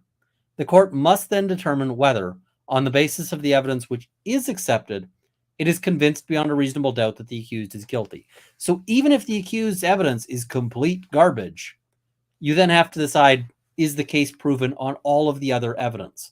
And you can't use that dismissal of the accused's evidence as a reason for that, as a proof there. Runkle on the rocks, ghost pepper juice plus Everclear plus ice. Serve snark over a chilled glass for 10 seconds, then serve. Ooh, I actually kind of want to drink that. All right. Analysis. The essential elements of the offense's charge. So they're going to tell us what the charges are. All right. In a series of recent decisions, the Quebec Court of Appeal reviewed the essential elements of the offense of criminal harassment. The term harass denotes conduct that is more than just disturbing or unsettling. The provision requires that the complainant be tormented, troubled, worried continually or chronically, plagued, bedeviled, and badgered. These concepts go beyond feeling vexed, disquieted, or annoyed. Do you just love this language? I'm just looking at this going, it's Morissette, which is from 1997. I would have guessed that given that language, I was going to expect a decision that was like 1800, tormented, troubled, worried continually or chronically, plagued, bedeviled, and badgered. I see someone decided to dump a thesaurus into this ruling. This is actually quoting previous rulings. So this is not this judge's doing. That being said, the words tormented, troubled, worried continually or chronically, plagued, bedeviled, and badgered are not cumulative and are individually synonymous with the word harassed. Accordingly, establishing any of these states can constitute harassment. Moreover, it is not necessary for victims of harassment to suffer ill health or major disruption in their lives before obtaining the protection of Section 264, the criminal harassment provisions, right? The above-mentioned principles are particularly important in the case at bar. They ensure that the strong arm of the criminal law is not unleashed on individuals for the slightest perceived insult. Without a baseline objective requirement, oversensitive people might be tempted to call the police every time someone looked at them wrong. This is the anti-Nakash provision here, right? It's basically because we've decided we're not using Karen anymore. We're going to use Nakash. And, he's basically saying without that, anytime somebody's like, I want to talk to the manager, then you have to go with this. So, that you end up with somebody being charged. He's saying that's not proper. All right. The essential elements of the offense are as follows. 1, it must be established that the accused has engaged in the conduct set out in Section 264(2) A, B, C, or D of the Criminal Code. It must be established that the complainant was harassed as a result of the accused behavior. It must be established that the accused who engaged in such conduct knew that the complainant was harassed or was reckless or willfully blind as to whether the complainant was harassed. This is the mental element, the mens rea requirement, right? All right. It must be established that the conduct caused the complainant to fear for her safety or the safety of anyone known to her or him. This includes fear for her physical or psychological safety. And it must be established that the complainant's fear was in all the circumstances reasonable, right? So reasonable is important because you can be afraid of all sorts of things, right? I mean, I don't like heights. That doesn't mean that, necessarily being up on a tall ladder is something that I should reasonably be afraid of, although people do die falling off ladders all the time. All right. Finally, the appellate case law has long held that as a matter of law, the offense of criminal harassment may be committed in one single incident. Repetitive or continuing behavior is not required to establish threatening conduct under 264 sub 2 sub D of the Criminal Code. And I see Riddle, in the game of rock, scissors, paper, rock beats scissors, scissors beat paper, paper beats rock. So who wins when Runkle drinks paper plane on the rocks? Answer, everyone. Everyone wins. Love it. I'm really liking the name Paper Crane, I got to say. That, I think, is super freaking clever. As for the offense of uttering death threats, Section 264 sub 1 Criminal Code, it is the concept or idea of the threat and not the exact words used which constitute the offense. The exact words do not matter, as long as the intended meaning of the threat is clear. A gesture without words may suffice. For the offense to be made out, considering the context of the relationship and the circumstances in which the words were uttered or the gesture was made, they must be objectively threatening and they must be meant to intimidate the complainant. Now, you're probably wondering, you're probably going, wait a minute, how is it that the judge is now talking like heavy law? Why is the judge talking heavy law when before the judge was dropping the snark bombs? Well, the reason why is because the judge doesn't want to get appealed. And the judge knows that if it's all snark and no running through the important aspects of the law, that there might be the possibility of an appeal.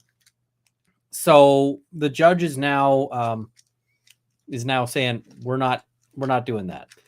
So we're going to appeal proof this decision. All right.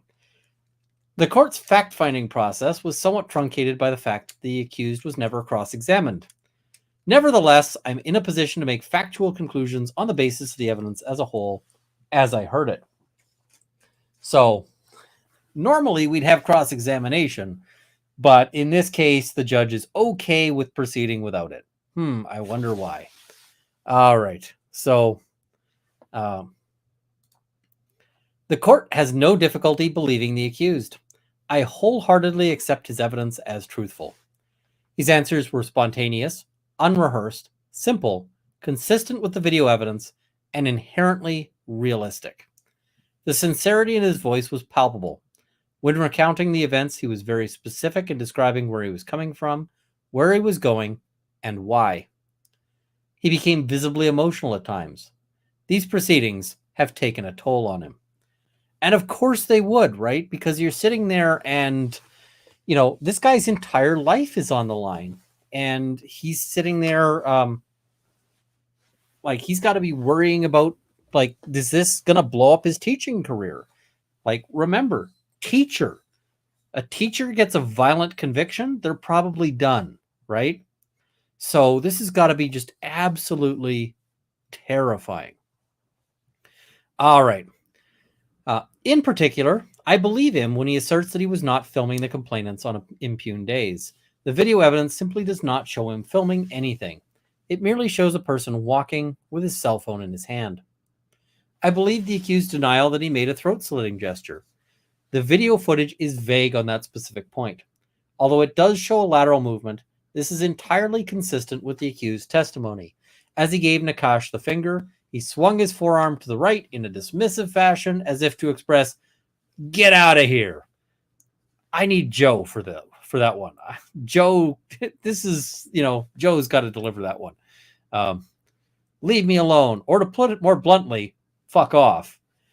The judge wrote "fuck off" in his decision, not as a quote, but as a straight up, just as the judge's own language. That's exceptional in a decision. Exceptional. The video actually shows the middle finger still extended during the lateral movement. So suggesting it's not the throat-slitting gesture, right? The complainant went to great lengths to convince the court that in the footage, Mr. E was in fact filming him. To bolster his claims, he took ultra-zoomed screenshots from the video showing basically nothing. They merely show what is patently clear, a guy walking up the street, sometimes with his kids, holding his phone in his hands. They do not show a 007-esque effort to film the complainant's home. Yet Mr. Nakash is persuaded that he carefully placed his hands by his hips, deceptively slanting his phone camera, and cunningly filming, nothing of interest, while still walking. Oh man, I love this judge. Now, so we'll get to the sort of God-given moment here. These suspicions are unfounded. Second, had the accused been filming the home, why would he do it surreptitiously? He had no reason to hide such an action. It is not illegal to film in a public place. In fact, during the confrontation of March 25th, 2021, Mr. E was in fact filming the events. He held his phone up for all to see, openly advertising that he was recording. It was the responsible, mature thing to do. It was entirely reasonable to record the argument in order to ensure that it was accurately documented, lest the complainants later claim that he threatened to firebomb their home or drive a bus through it. So, we're just going to look here at this footnote, because this footnote is I mentioned that the judge was super pissed. Super pissed. To be clear, this reference is insensitive and appalling. I mention it because, as seen below, Mr. Nakash raised it during his testimony. To say it was in poor taste would be a tremendous understatement. This judge was super unhappy with that. All right. Third, he had no reason whatsoever to record the complainants in the first place. What could possibly be gained by filming a house facade? No rational motive was advanced by the Crown or by the complainant. And this is where, the judge was super nice to the Crown, and I can see where the judge is coming from. But still, like, when you're getting to the no rational motive is advanced by the Crown or the complainant, maybe the Crown should have had a thought about this one. Had some notion on it. Maybe not proceeded with this. So the court accepts Mr. E's account as truthful. I believe his statement to the events of March 25th and May 18th. I also believe his description of the statements made by Frank, Ari, and Martine Nakash. They are consistent with their behavior and their driving patterns in the video evidence, which show a disregard for the individuals on the street and a spiteful attitude of, you move, I'm driving. Now, really important here, guys. Pedestrians have the right of way. There is basically no situation in which you run over a pedestrian where it will not absolutely mess up your life. And certainly if you have a dash cam that shows you accelerating, it's not going to be helpful. And somebody's saying, can I post the citation? Let me just try to find that for you guys here. I think I could just drop the link if I've got it handy. Nope, that's the wrong case. Where's the right case? Give me a second. I will get it up here. All right, here we have the case. I'm just going to drop that into the chat, and because it is worth reading. All right, there we go. It's right in the chat there. All right, so although that is sufficient to end the analysis under step 1 of the seminal the King or Queen and WD, it is nevertheless appropriate to assess the evidence of the prosecution. After all, the accused testimony is to be analyzed within the evidence as a whole, not in isolation. So, oh yes, and the citation is here. That's the citation. So, yeah, I heard it when I said it, and I was just like, oh my God. So, all right. Now, I'm just going to say here, when the judge says it's appropriate to assess the evidence of the prosecution because we have to analyze it within the evidence as a whole, I don't believe the judge. This is a place where I think the judge has a credibility problem. If I'm the judge, I'm like, I don't believe you. The reason why I think that the judge wants to assess the evidence of the prosecution is because the judge is going to go, the judge is going to dunk on this. The judge is going downtown on this one. So, yeah, that's why the judge wants to assess this. So, all right.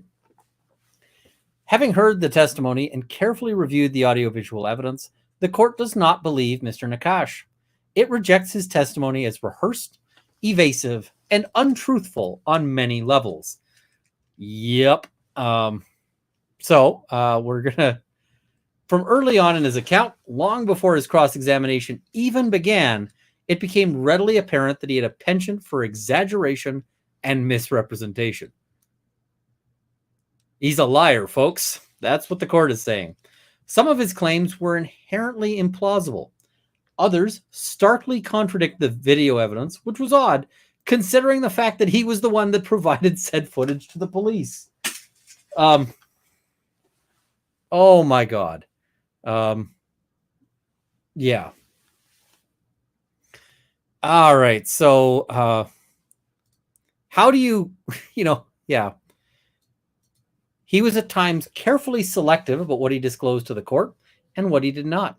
For instance, even though the court had his written statement, which was produced on consent, When asked to describe its contents, he left out many features that were detrimental to his claims or that shed him in a negative light. Why would you do this when you already had, um, the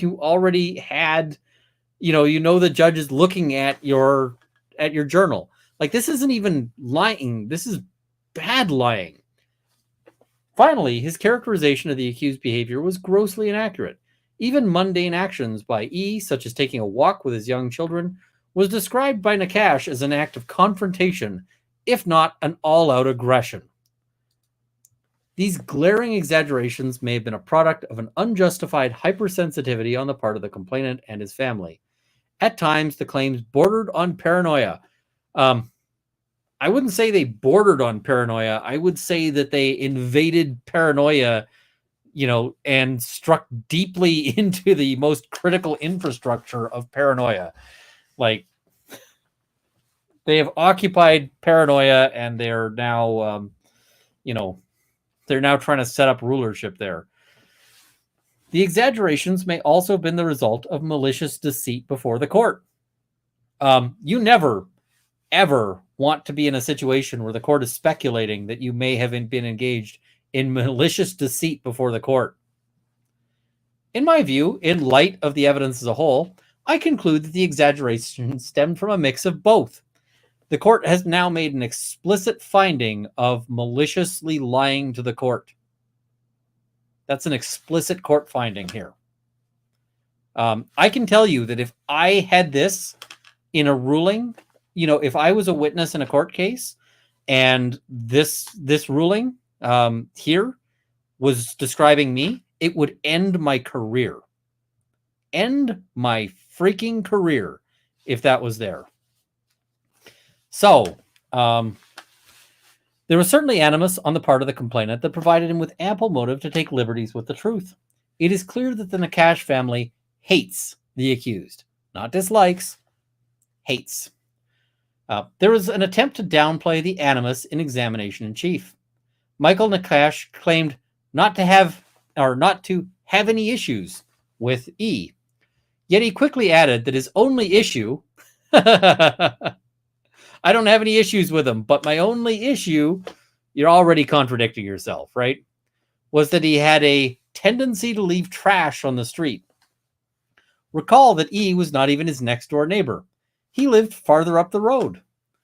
In any event, even the expression trash on the street was an exaggeration.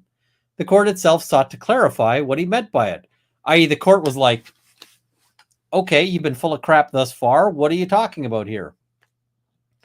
The complainant argued that the accused garbage can, or the complainant answered that the accused garbage can and recycling bin sometimes protruded onto the curb, whereas they should have been entirely in his driveway. Oh my God, folks.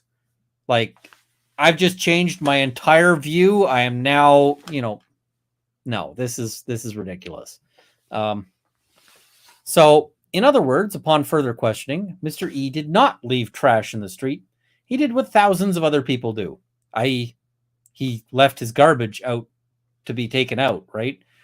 In fact, I suspect that the trash pickup people were happier with him, if it's a little closer out. Yet to Nakash, this was stupid and dangerous. This guy's going to damage my optic nerve rolling my eyes so hard. The following day, in examination in chief, he was again asked how he felt about Mr. E. He answered that he had mixed feelings, just confusion. I wouldn't call it hate or being upset. In his view, the accused was a bully. I think the only time there's been trash in the street out here is every time Mr. Nakash drives his car. When asked point blank in cross-examination if he disliked Mr. E, the complainant refused to acknowledge the obvious. Instead, he skirted the question, and after some noticeable hesitation, he gave unconvincing answers. Recall that this is a man that he called crazy and insane in his journal. He nicknamed him dipshit. He testified that he was a bad parent and a negligent, dangerous citizen. Nakash carefully monitored his movements on multiple video cameras. He accused Mr. E of being capable of intentionally running him over with his car while on his motorcycle. In other words, in his view, Mr. E was capable of murder. No less. Just it's okay. Like, if you're in a situation where you think your neighbor is going to murder you, it's okay to say, yeah, I don't like this person who I think is going to murder me. That would be a reasonable conclusion. In fact, if somebody were planning on murdering me, I would not like them either. Right? That's a reasonable. But when you start being unwilling to admit the freaking obvious, then yeah, that becomes a problem. All right. Still under oath, Nakash was unwilling to admit the basic fact that he disliked the accused. This is where things get really surreal, folks. He even claimed that dipshit is not really an insult. It is merely a nickname like any other, an innocuous form of slang. So if you know the Nakashas, based on his testimony, he doesn't mind if you call him dipshit. He says it's not an insult, it's just an innocuous form of slang. So Mr. Nakash is a dipshit, and he shouldn't have any issue with that, according to him. All right. This excessive attempt to project a good image of himself by denying the obvious caused irreparable harm to his credibility.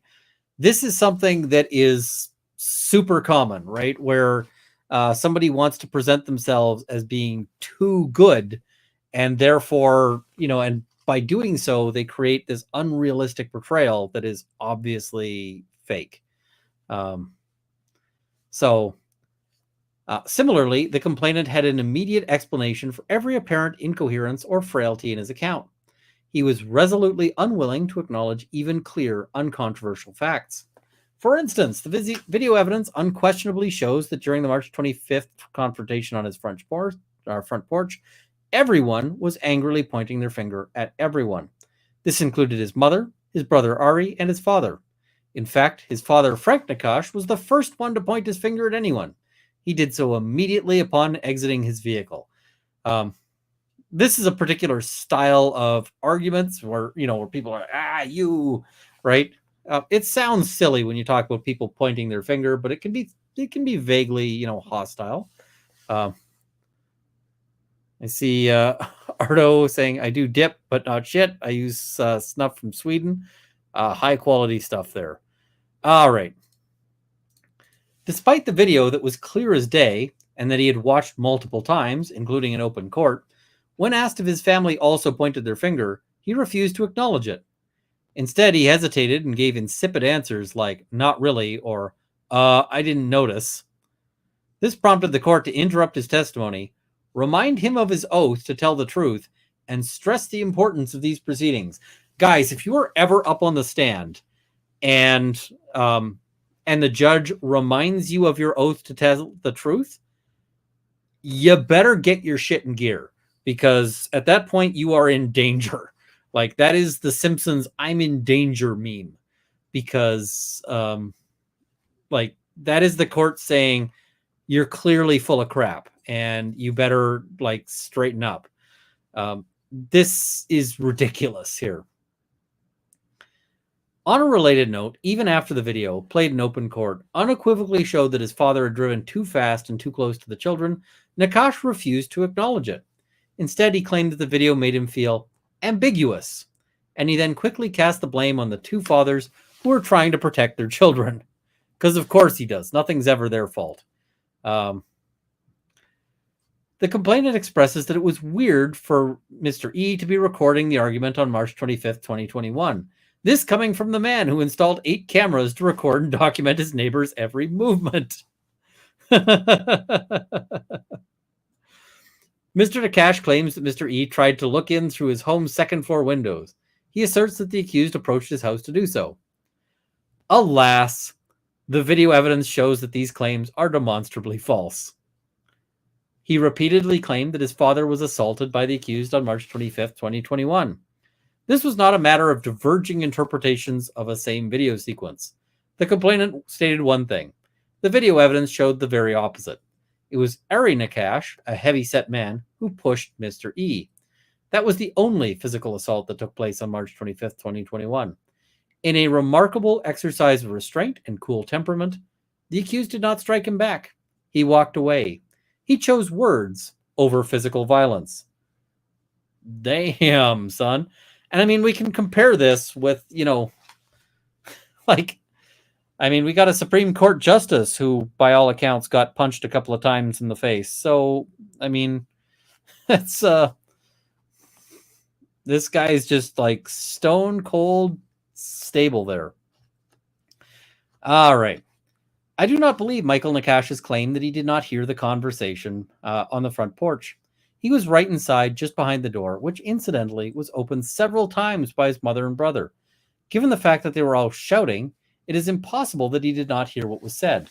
Instead, the court is convinced that he did in fact hear the exchange, but did not want to admit it since his parents' utterances were consistent with the accused's allegations, i.e., they boasted that they would not slow down their driving in the presence of the children. Wow. The claim that the accused was hiding behind branches watching his home is nothing more than a figment of the complainant's imagination. Yeah.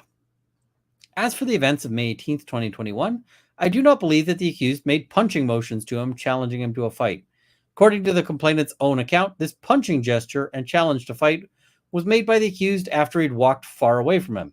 In fact, he's no longer even in the camera's frame. E was already across the street, nowhere near the complainant, and he was walking even further away. Had the accused wanted to challenge him to a fight, he would have done so when he was closer. After all, he walked by the house. At the very least, he would have approached the accused, approached the complainant there. There's some errors there. Not move further away. Moreover, it would be nonsensical to challenge the accused to a fist fight when the latter was armed with a jackhammer that could be used as a weapon. Don't bring a fist to a jackhammer fight, folks, is what the judge is saying right here. So, yeah. The court does not believe that Nakash feared the accused might come back and kill me on May 18th, 2021. This was no more than a rehearsed line. Such a fear is blatantly exaggerated and fundamentally unfounded. In fact, the court does not believe he was scared at all. It was not fear that prompted the call to the police. It was spite and contempt. Strangely, in an attempt to show the court that he does not overreact to situations, this is pretty funny here. Mr. Nakash claims that he is generally calm and that he's seen far worse things in his life. This was not the first time he saw a crime in progress. To drive the message home, he then mentioned that he's seen multiple dead bodies in the past. This inflated attempt missed the mark. Incredulous, the court asked what he meant by having seen multiple dead bodies. Nakash answered that he once saw a dead man in an alleyway, in addition to several dead bodies on the road in Asia with their faces planted, all results of car accidents. The court is unimpressed. If any of that were true, he would not have been frightened by the mere act of seeing a neighbor give him the finger.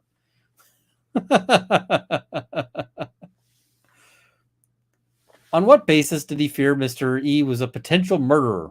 The fact that he went for quiet walks with his kids? The fact that he socialized with the other young parents on the street?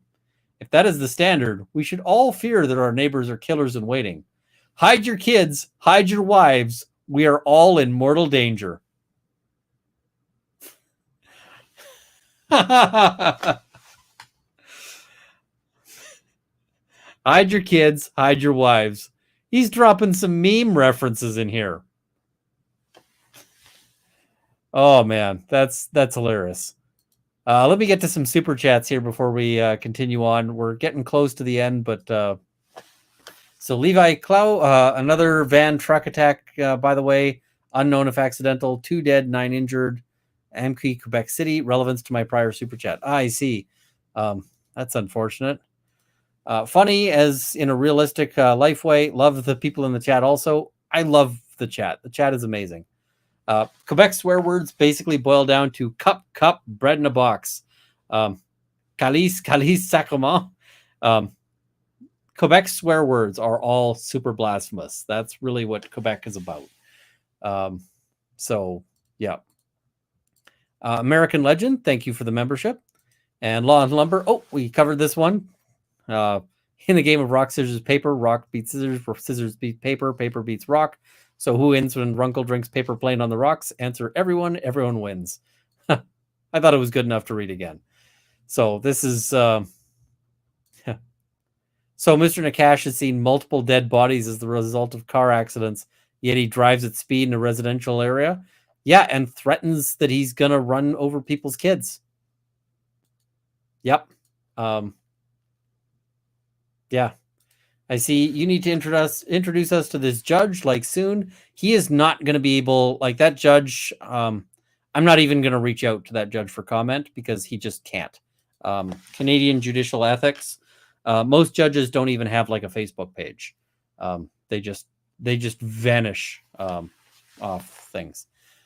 Will you be streaming Rust trial stuff? You better believe I will. I'm not sure if I'll be able to do it live during the day, but I will.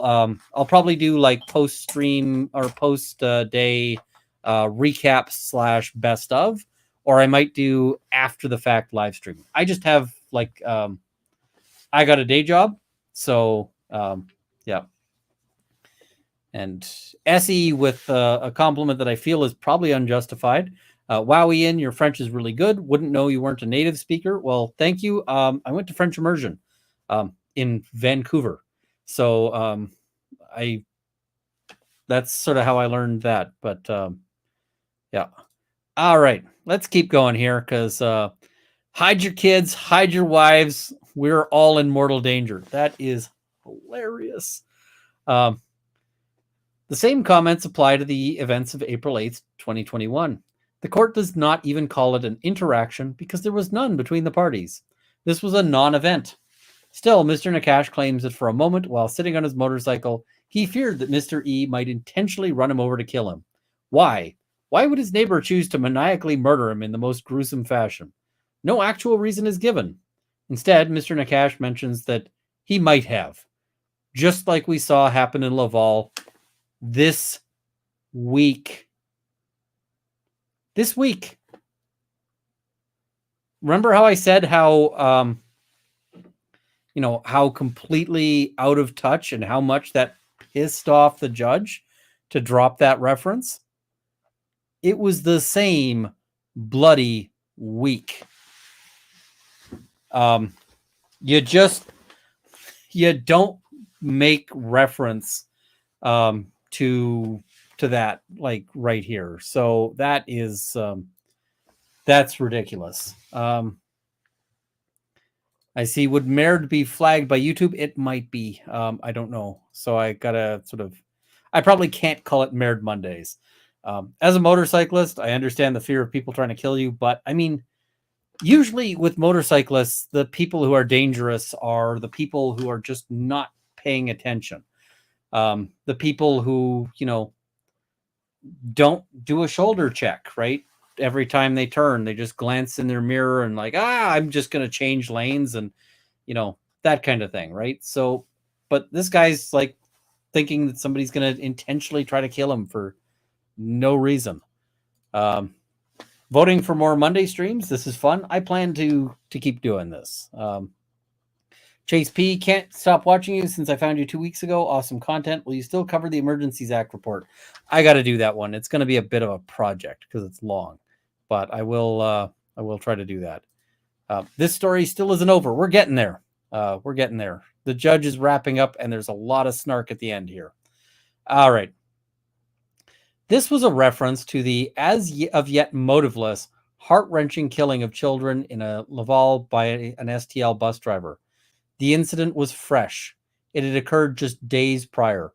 It was an unspeakable tragedy that traumatized an entire nation. His comparison of Mr. E to the child-killing bus driver was unhinged, insensitive, and opportunistic. It was unjustified and completely distinguishable. This comment further showed that the complainant's account is overly dramatic and theatrical. This deplorable Laval reference is worthy of an eye roll that could sever both optical nerves.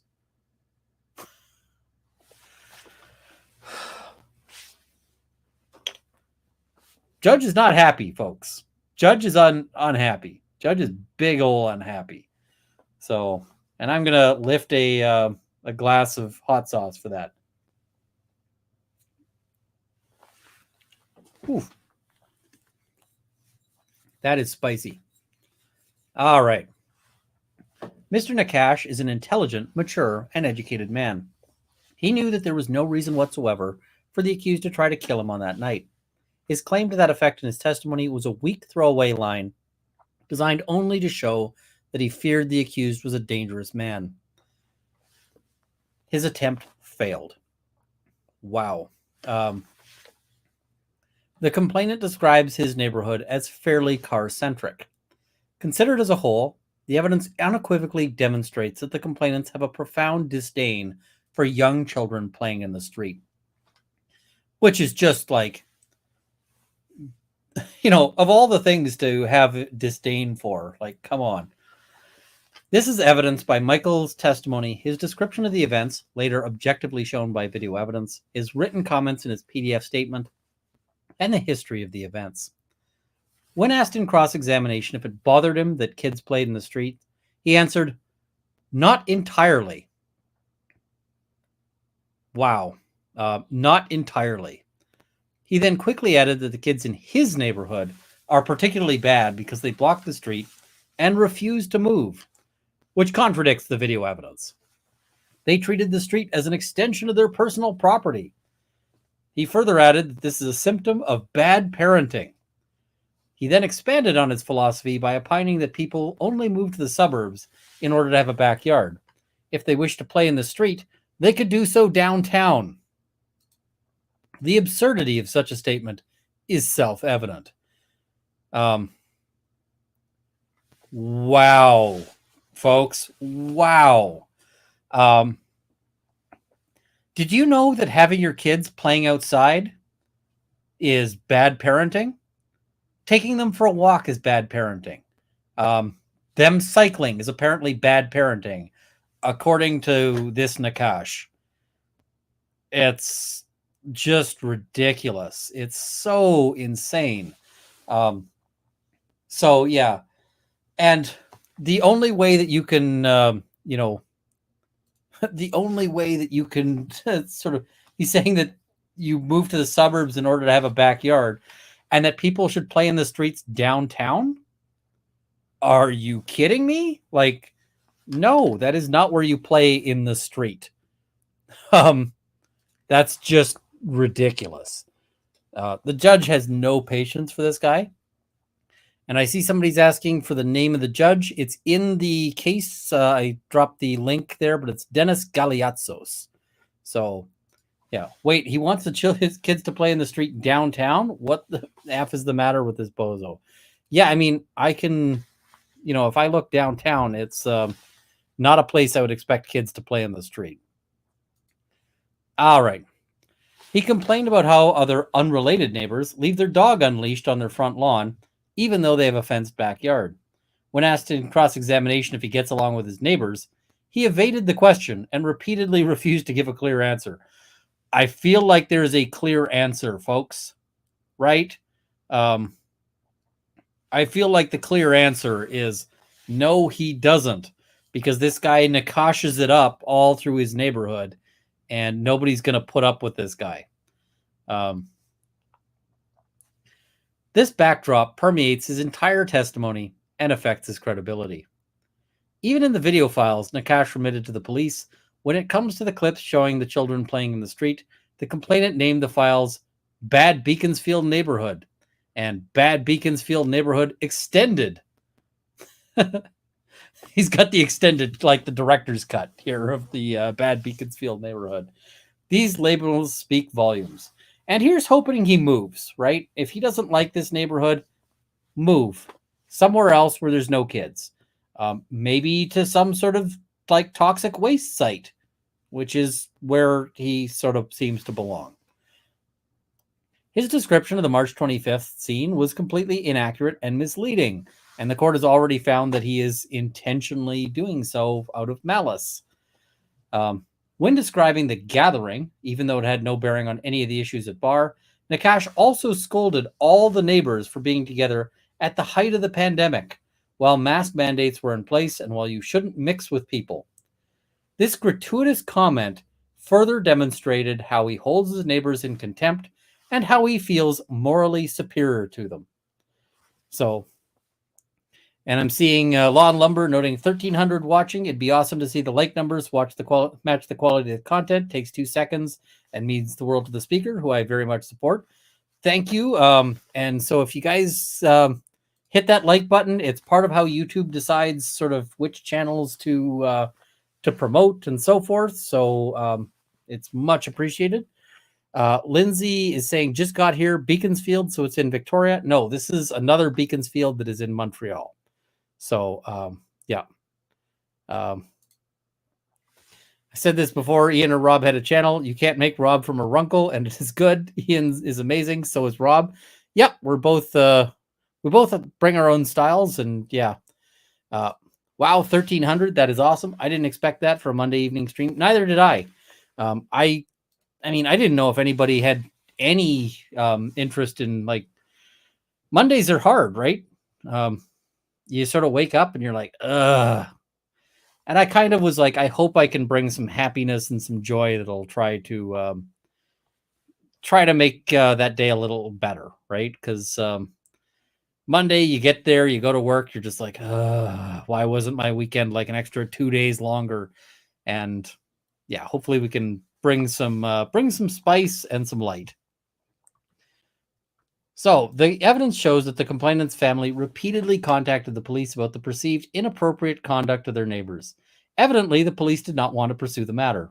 The complainants appear to have enough free time on their hands to sift through video footage, hoping to find something devastating, and then to cry as abhorrent the simple fact that a young family walks up on the street. Perhaps they should reflect on whether or not the suburb life is right for them. Judge is suggesting they should move too. So the legal implications of the court's findings of fact, guys, you can already guess where the legal implications land here, right? I don't think I've ever had a judge give, I know I've never had a judge give this decisive a ruling. I've had judges say, I entirely believe the evidence of the accused and I entirely disbelieve the Crown witness, but not to this degree. This is epic.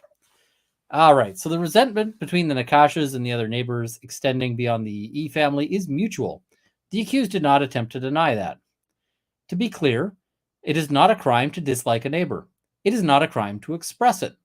After all, the evidence demonstrates that the complainants may have incited their neighbor's disdain by driving recklessly and endangering their young children. I'm just going to say, if you're going to go around running over people's, kids or nearly running over their kids, they're going to not like you. The whole, I don't think How to Win Friends and Influence People has a chapter on this, but don't run over your neighbor's kids could be a whole chapter. So, yeah. What matters is whether or not the accused committed any of the prohibited actions listed in Section 264 of the Criminal Code. There is no evidence that Mr. E watched, followed, or monitored the complainants, nor did he repeatedly communicate with them. Obviously, the accused often walked in front of the complainant's home. That is understandable, even inevitable, because they live on the same freaking street, right? They're neighbors. They live a few houses apart. The accused has an active lifestyle, which includes frequent walks, with or without his family. Staring at your neighbor's home is not illegal. It does not attract criminal liability. As mentioned above, the court cannot conclude that Mr. E was filming the complainant's home. That being said, even if he had, such actions would not amount to criminal harassment in the case at bar. Although filming someone may conceivably constitute criminal harassment in certain circumstances, there is no baseline prohibition from filming a neighbor's home from a public location. Mr. E never approached the Nakash home. On the impugned dates, he was across the street, nowhere near their house. Had he chosen to film or photograph their home from that vantage point, in broad daylight, it would amount to nothing at all. He was not on their property. He was not monitoring their comings or goings. He was not watching their activities. He was not peering into their home. He was not using a zoom lens. Finally, Mr. E acknowledges having given Mr. Nakash the finger on May 18, 2021. The video evidence shows the sequence. Incidentally, the accused was nowhere near the complainant. E was across the street, dozens of meters away, and he kept walking. Now, here's the line that everyone quoted, right? To be abundantly clear, it is not a crime to give someone the finger. Flipping the proverbial bird is a God-given, charter-enshrined right that belongs to every red-blooded Canadian. It may not be civil, it may not be polite, it may not be gentlemanly. But if someone's coming close to running over your kids, you're sure going to feel like it, right? So, nevertheless, it does not trigger criminal liability. Offending someone is not a crime. It is an integral component of one's freedom of expression. Citizens are to be thicker-skinned, especially when they behave in ways that are highly likely to trigger such profanity, like driving too fast on a street where innocent kids are playing. So, yeah.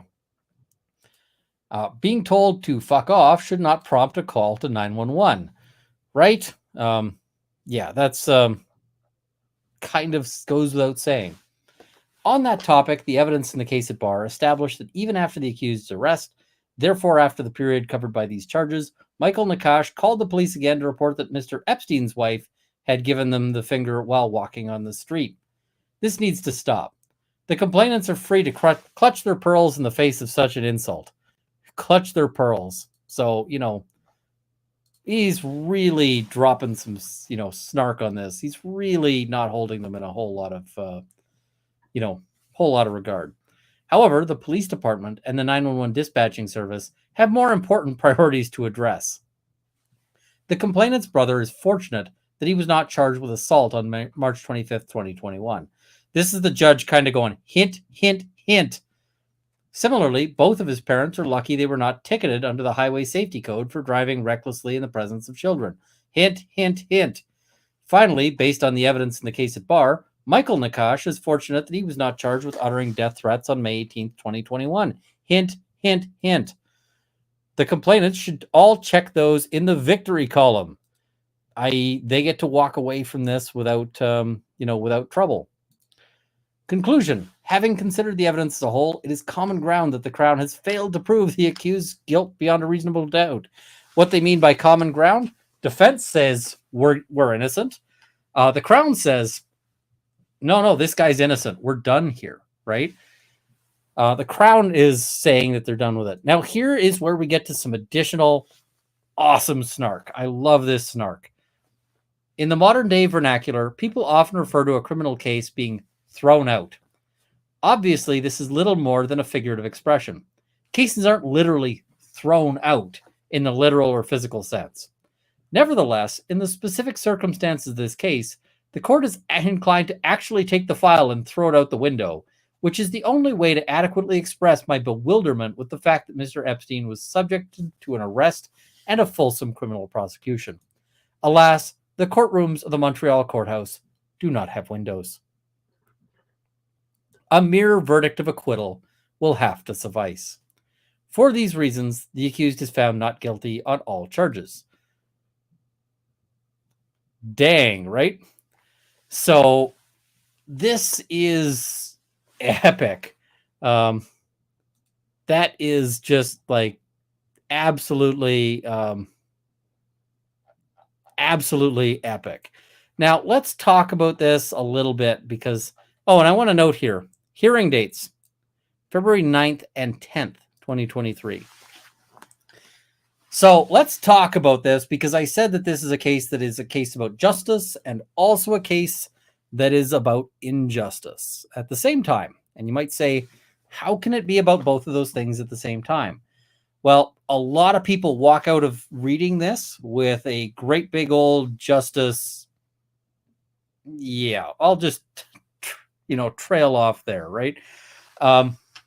You're feeling like, yes, this is a smackdown, whatever else.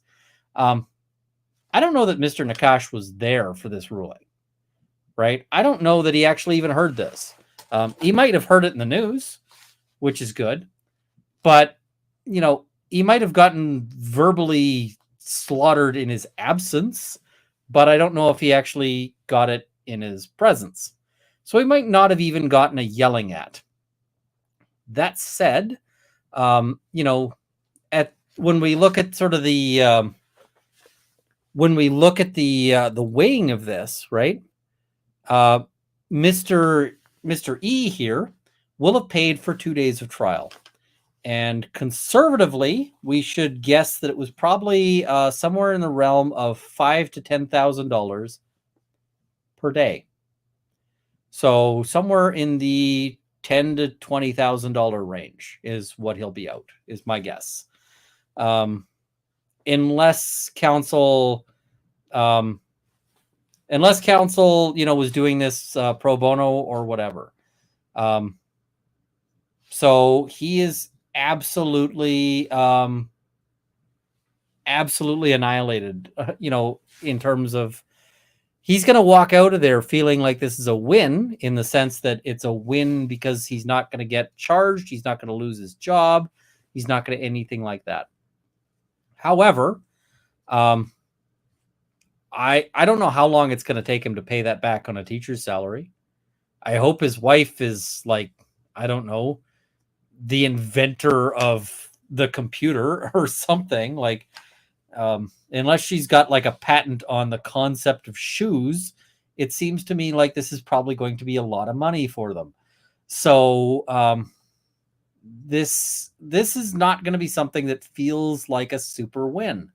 Can you imagine the stress? I've had clients have to go to the hospital because they were so stressed by waiting for a trial, including clients where I was like, you are definitely going to win. Like, it's 95. You can never say definite, but like 95% chance that you're going to win. And, just the stress of it just eats people's stomach lining away. They just, all of that. So all of this is going to be a problem. Now, people are saying, what about costs or attorney's fees or whatever? He's not going to get costs, because if you saw, the judge said, was praising the Crown for dismissing this. It's the only time when you're going to get costs is if the Crown themselves has been engaged in some sort of, as Emily would put it, some sort of fuckery. And if they haven't been, then you're not going to get costs. So I don't see that he's going to get costs on this file. He's going to walk away from this with no money in his account. People are asking, can he sue? Almost certainly not, because there is a privilege that applies to statements you give to the police and so forth. And people are saying, why was the prosecution bringing this? Keep in mind, the prosecution might have had a different version, like a different notion of things before they went in. But yeah, people are saying it might be hard to get a GoFundMe for someone named Epstein. I think that fair. Ultimately, this will be extremely destructive to Mr. Epstein and to his family.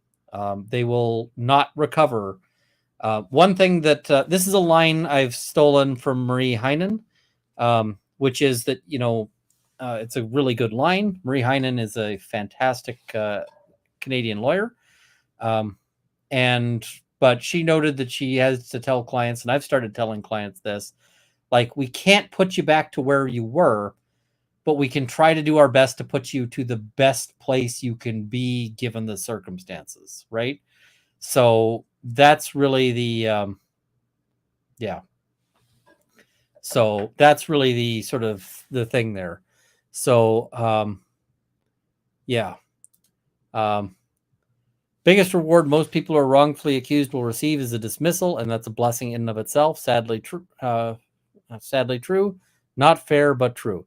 Yeah, I hope at the end of the day that he's able to put this up on his wall, because that's really the best he's going to get out of this. Also, he may take some comfort. The judge snarked hugely, right, on this guy, and because of the level of judicial snark, this case made the news, not just in Canada. I saw Steve Lado of Lado's Law reported on this. I saw, there were various U.S. places that were reporting on this. And, it's so maybe this guy's neighbors, find out, and maybe Mr. Nakash goes to work and people are going, hey man, so as it turns out, you're a complete, you're, as attractive as a sack of bees. And so, yeah, it's, it's a problem. All they'll get out of this maybe is that he's, that there's some pleasure in that very public vindication. It's unfortunate. We don't have a good way to deal with this situation because it's very clear that Mr. E is that he's the victim, right? This is another reason why it's a good thing not to use victim for the person who is, where the accusation is, because Mr. E is the victim here. He's the one who's been harmed. That's really what it comes out to, right? So, that's,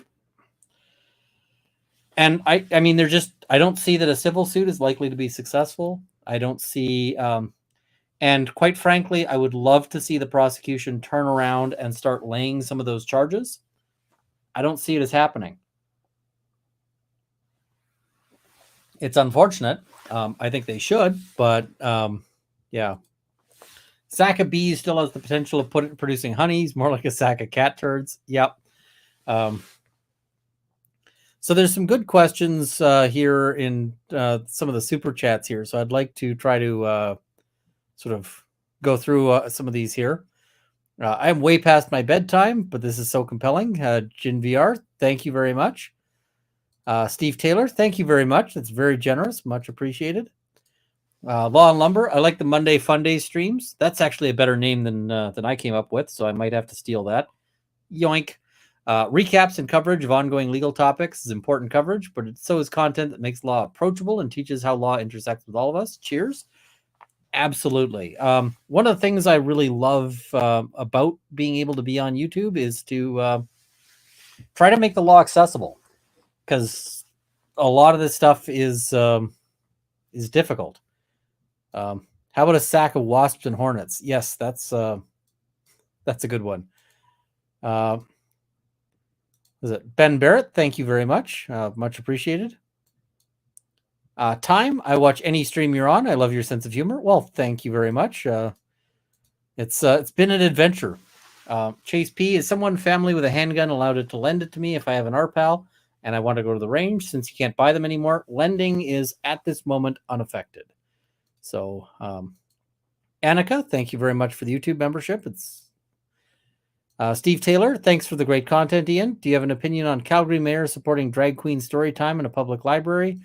Not really. I mean, it's freedom of expression is largely what it comes down to. And freedom of expression is including for expression you don't like, including for expression you might think is actively harmful. The remedy for that is either more speech or just not going. Like, all of those are good options. But I'm a big freedom maximalist. I'm not going to be the person telling people that they need to do what I think they should do. That's not how I roll. Carl O'Reilly, thank you very much for the super sticker. Much appreciated. Christopher, Monday evenings are great. It's at the end of first day at work, so what better way to relax than some snark from an attorney and judge?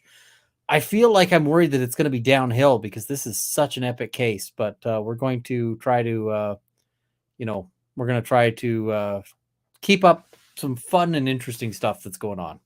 So, Lisa Amato, my Fridays, Law and Lumber, and Mondays are now taken. So much for long weekends. Fair. I mean, if you need to, you can be on replay crew. That's also acceptable. So, all right. Hopper, Ian, I'm going to call the police if you don't stop staring at me through my computer screen. I'm terrified. Talia E, this chill vibe is exactly what I need on a Monday to just de-stress. Enough novelty to stretch my brain, but a topic distant enough to not wind me up. Yeah, I thought about like, hey, there's some cases that we could get, and that could angry us up. But yeah, it's why? This is not a great time to get angried up. Truffle Hound, I would like to buy Judge Galeazzo's a beer. Yeah, absolutely. This is just fantastic. Chris Mullen, thank you very much for the super sticker. Very generous. Thank you. Several beers and a steak dinner. I suspect that Judge Galeazzos is going to be dining on this decision for free for a while. So, yeah. Ben Barrett, is this the kind of case that would be eligible to be granted costs? No, not really. Costs are typically a remedy for Crown misbehavior, not witness misbehavior. I struggle to understand why this egregious case even came before the court. I feel like I wonder if the Crown had the time to watch the videos before the trial, because the videos were so different from the like even from the journal, and I'm guessing from the statement. So how? All right. Philip Martin, would Mr. E be a dream client for a defense lawyer? No, the opposite. Mr. E is the worst kind of client, and I'll tell you why. The worst kind of client as a defense lawyer is one where you know that they're innocent and where they're super sympathetic, because this is so much. This is such a stressful thing as a defense lawyer. Like if I'm dealing with a guy who who's a bad actor, and people say, how do you defend guilty people? It's the job, right? Criminal defense. And in a lot of cases doing criminal defense, you will never know if the person is guilty or innocent. But every once in a while, you get somebody who is clearly innocent. And, sometimes you're dealing with people who are clearly factually guilty, but not necessarily legally guilty. And as an example of that is, let's say they find a guy, the police pull them over, they search their car, and they find 12 kilos of heroin in the guy's trunk. And it's like, well, that factually the guy's guilty of having 12 kilos of heroin. But there might be a question of legal guilt, because it might be that legally speaking, that heroin might not be admissible as evidence. That might be an improper search. So in terms of this guy being a dream client, he's going to be the guy who keeps you awake at night. He's going to be the guy that you stress out, because the stakes feel so high in these kinds of cases.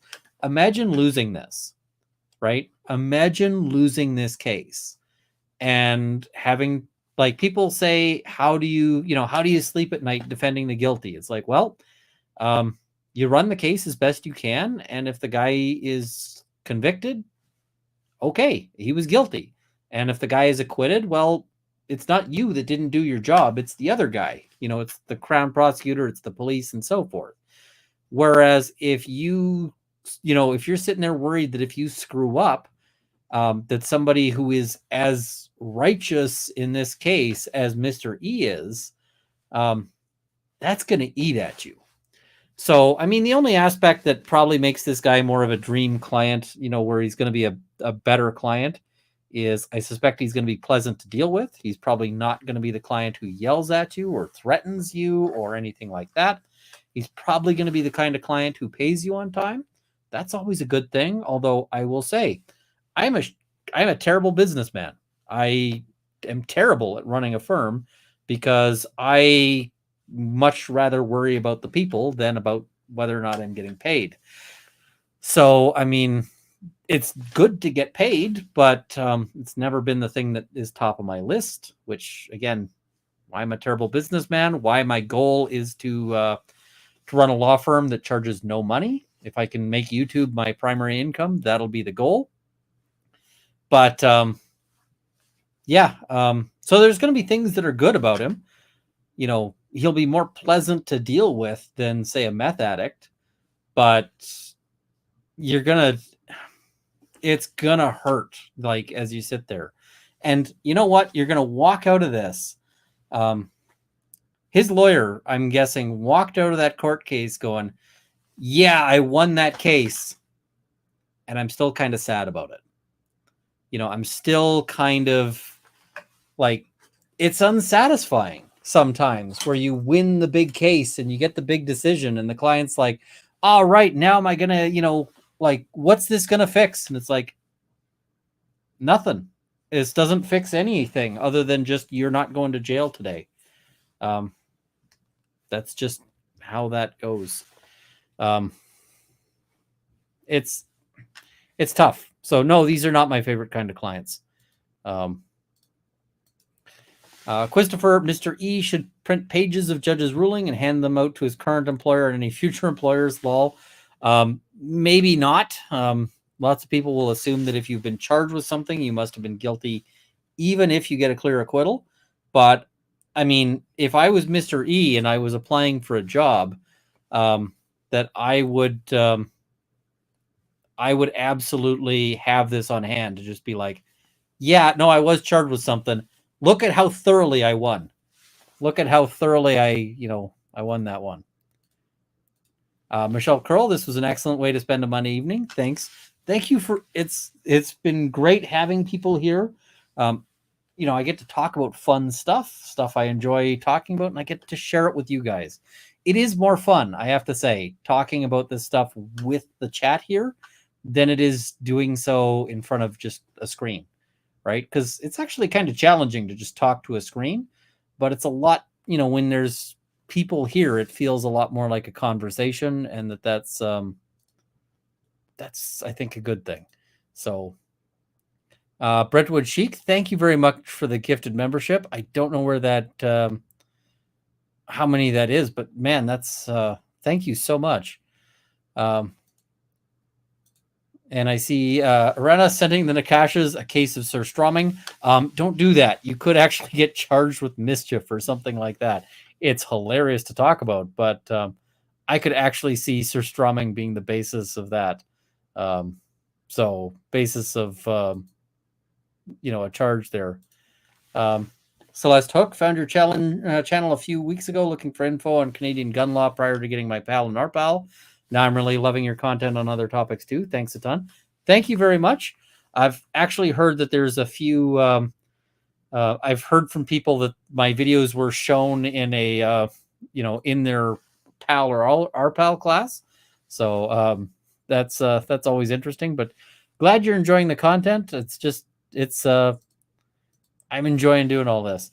Susan Davidson, you're so knowledgeable, intelligent, sexy, and oh wow, I love you, Runkle. I am blushing a little bit. I'm gonna be Rob colored here.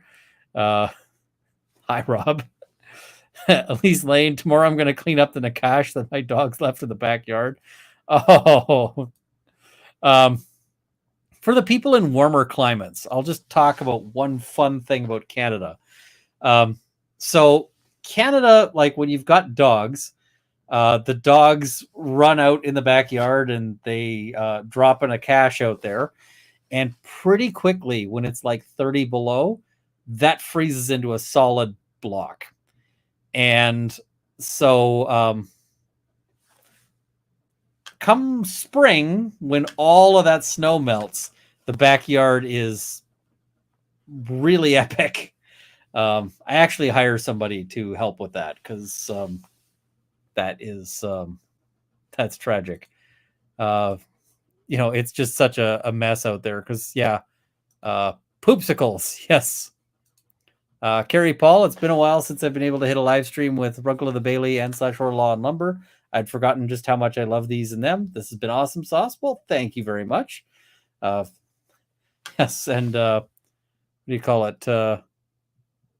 Frozen dog turds stay fresh for spring. Yep. Puppy landmine season is spring. Yep. Absolutely. Katarina Goes Coastal. Thank you very much. That's much appreciated. So we've got some other stuff in the news, and it's not all super. What do you call it? Super happy, because there's some stuff that's less pleasant. Hopefully, nobody's banking with SVB. And if you are banking with SVB, hopefully not a whole lot of them, because that's not, not a great thing. I've had some people ask me what happens in Canada if your bank goes bankrupt. So I guess we can talk about that kind of briefly. I don't want to sort of linger over the SVB thing because the financial stuff is not my biggest thing. It's not sort of my focus, but I did get some people asking about that. So in Canada, there is insurance for $100,000 for each. So it's at each institution for each of several different kinds of accounts. So your RRSPs and your tax-free savings account, if you have each of them, those two things are separately protected. However, there are some wrinkles to that because most people have their RRSPs in like stocks and mutual funds. And stocks and mutual funds are covered to $0. Not covered at all. So if so if the bank goes bankrupt and you have a bunch of stocks with your bank, you lose 100% of that. And that's not a great place to be. That said, Canada has fairly strict banking regulations. So far, our banks have not been able to engage in the same kind of shenanigans as some of the others. So far, our banks have been a little more sturdy. And there's another case I wanted to talk about here. And this one's kind of an interesting one because I like this one because it reminds people to chill out a little bit. And I mean, this is kind of a Monday morning chill stream. So it's good to have some reminders that maybe we should chill out, right? And so I'm looking at this case is the case of Moran and Fabrizi. And which sounds just terrible, right? Moran and Fabrizi. It sounds like, an anti-scent product and an insult. But no, don't do this. Do not do bank runs. Yeah. So, yeah. All right. So basically what happens in this case is that one person is driving, and this is a Ms. Berrialt is driving along, and Ms. Berrialt does nothing wrong. She's not involved in this in a serious way. But her passenger is Ms. Moran, and that's Moran, not moron, Moran. She gets hit by this car. Now, the reason why this is interesting is why she gets hit, which is Fabrizi is actually having a road rage incident with this other third party, a CHU. So CHU. And basically what happens in this case, and we've got some diagrams here. This is from a case commentary, but I'm going to try to bring up these diagrams just because they'll make things a little easier. Where do I pull that up? Come on. Yeah, why is that not coming up? Present. Share screen. Which screen? Oh, that's not right. There we go. All right, so let's try to make this a little bigger. So we've got, this is Ms. Berriault's vehicle, which is where Ms. Moran, rather, their name is Tate Moran, is the passenger here. Now, this is Fabrizi, that vehicle. And this is CHU. Now, what CHU is doing is CHU is having a road rage incident with Fabrizi. And so Fabrizi is getting blocked by CHU here. And when that happens, so Chu is actually driving like a jerk ass. And once that happens, Fabrizi's stuck. Now, Chu gets out of their car, bangs on the roof of Fabrizi's car, Fabrizi being this blue car, and threatens to kill Fabrizi. Right? And so Fabrizi freaks out.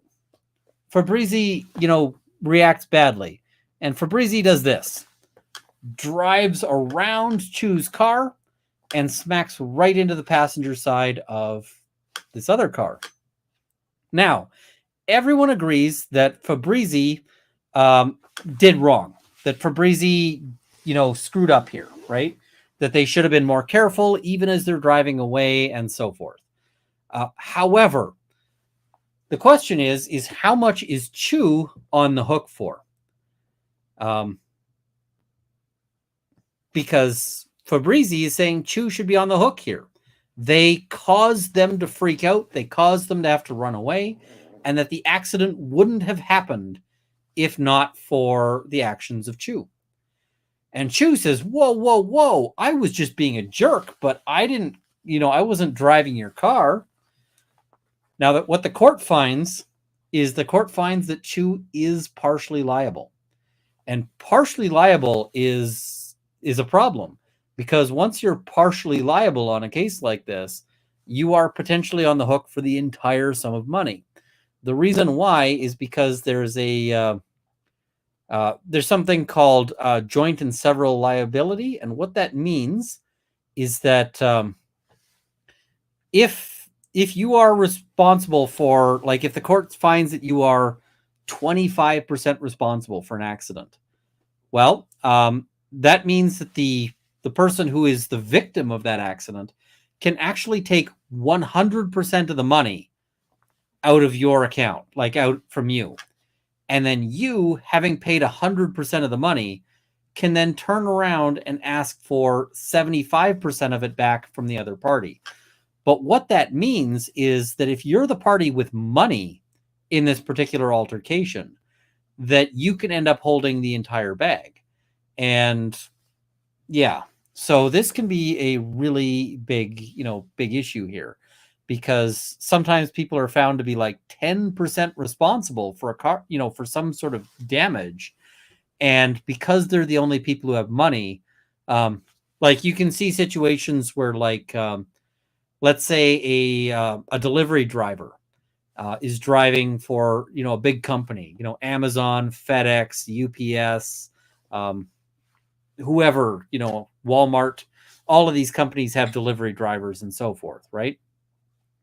And so if that driver runs over somebody, they might say, hey, it's 75% responsibility for the driver, but 25% responsibility for Walmart, at which point you're going to take all the money out of Walmart, right? Because Walmart's real easy to claim from.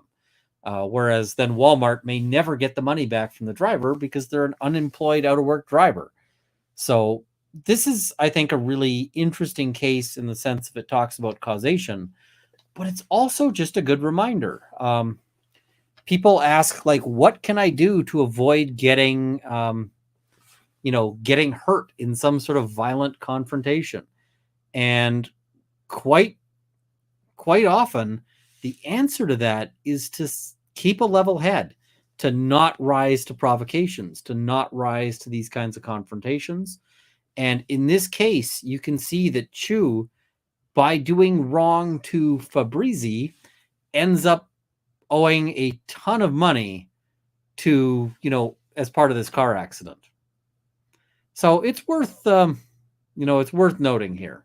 And car accident liability can be huge, folks. It can be anywhere from, like, you got to pay a few $100 to knock some dents out of somebody's vehicle. But with the way vehicles are built now, vehicles are like all crumple zones. And once even small accidents can total a vehicle. Like, just small accidents can total a car. Because, they're built to protect the driver, but not to protect the car. That's a good thing if you like being in cars and being alive. But yeah. Oh, and this is some nostalgia. The old Ghostbusters game, you drove the car around town like GTA, but when you stopped to take care of ghosts, you used blasters and traps. You fight Marshmallow Man at the end. That game kicked my butt so hard. I love that game so much, though. It was good. Trufflehound is noting all modern cars are crap. They just explode in a mess of plastic now. They're really good at saving the life of the driver. They're just really bad at being a car after an accident, right? So that's kind of an important thing to be aware of. But if somebody's injured in a car accident, the liability on that can be huge. Let's say that you paralyze somebody. If somebody is paralyzed, you may have to spend all sorts of money because maybe they can't work at the job that they used to do. Maybe you have to pay for their house to get retrofitted. You know how expensive it is to retrofit a house for a wheelchair? And you might have to pay for that with the expectation that this will happen multiple times in their life, because you might not live in one house your entire life. So that can be a big deal. You can end up, if somebody sustains brain damage, you might have to pay for their care for the rest of their life. So you might not think of that when you're getting into an angry confrontation in traffic, but it's a good thing to think about. So it's really something I think that is worth noting. Now, we've been going for about 3 hours. This is kind of the inaugural stream here. I think we're going to wind it up unless people have questions here. I think there is one super chat that's sort of in the queue. Time, I live in the south in the winter, and every poop turns into a big bunch of grass that I can use a weed eater. Yep. I mean, eventually they do break down. So what are your thoughts on Trudeau's latest scandal? Which one? He's got so many that are like on the go. But yeah, right now, sort of the issue with there's the aspect of Chinese influence. Another sort of thing that's a scandal in waiting is that Bill C-18 is going to make Facebook and so forth, they want to make them pay to link to news sites. And so they're just saying, we're not going to link to news sites anymore. So that's a thing. And we should end the poll here. I see somebody mentioning the poll. Poll is complete. Gimlet's Goblet is at 41%. Paper Crane is at 33%. And Red Baron is at 25%. I think somebody said that there is a Red Baron drink out there. So I'm just... maybe I should look that up. Because you know what? I might like to try one if it is.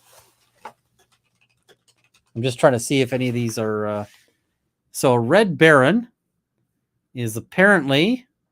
the site wants to know if I'm of legal drinking age before it'll tell me how to make a drink. 1.5 ounces of gin, 1.5 ounce of sweet vermouth, 1/2 ounce of Amaro, and 1/4 ounce of maraschino liquor, and a lemon twist. That does not sound like my thing. I'm not a super huge fan of maraschino cherry. Now, I'm doing a search for a Paper Crane drink because I don't think that... oh, somebody does have... so there is a Paper Crane as well. So what is a Paper Crane normally? 1 ounce Montenegro, 1 ounce Aperol, 1 ounce lemon juice, 1 ounce Japanese whiskey, and garnish.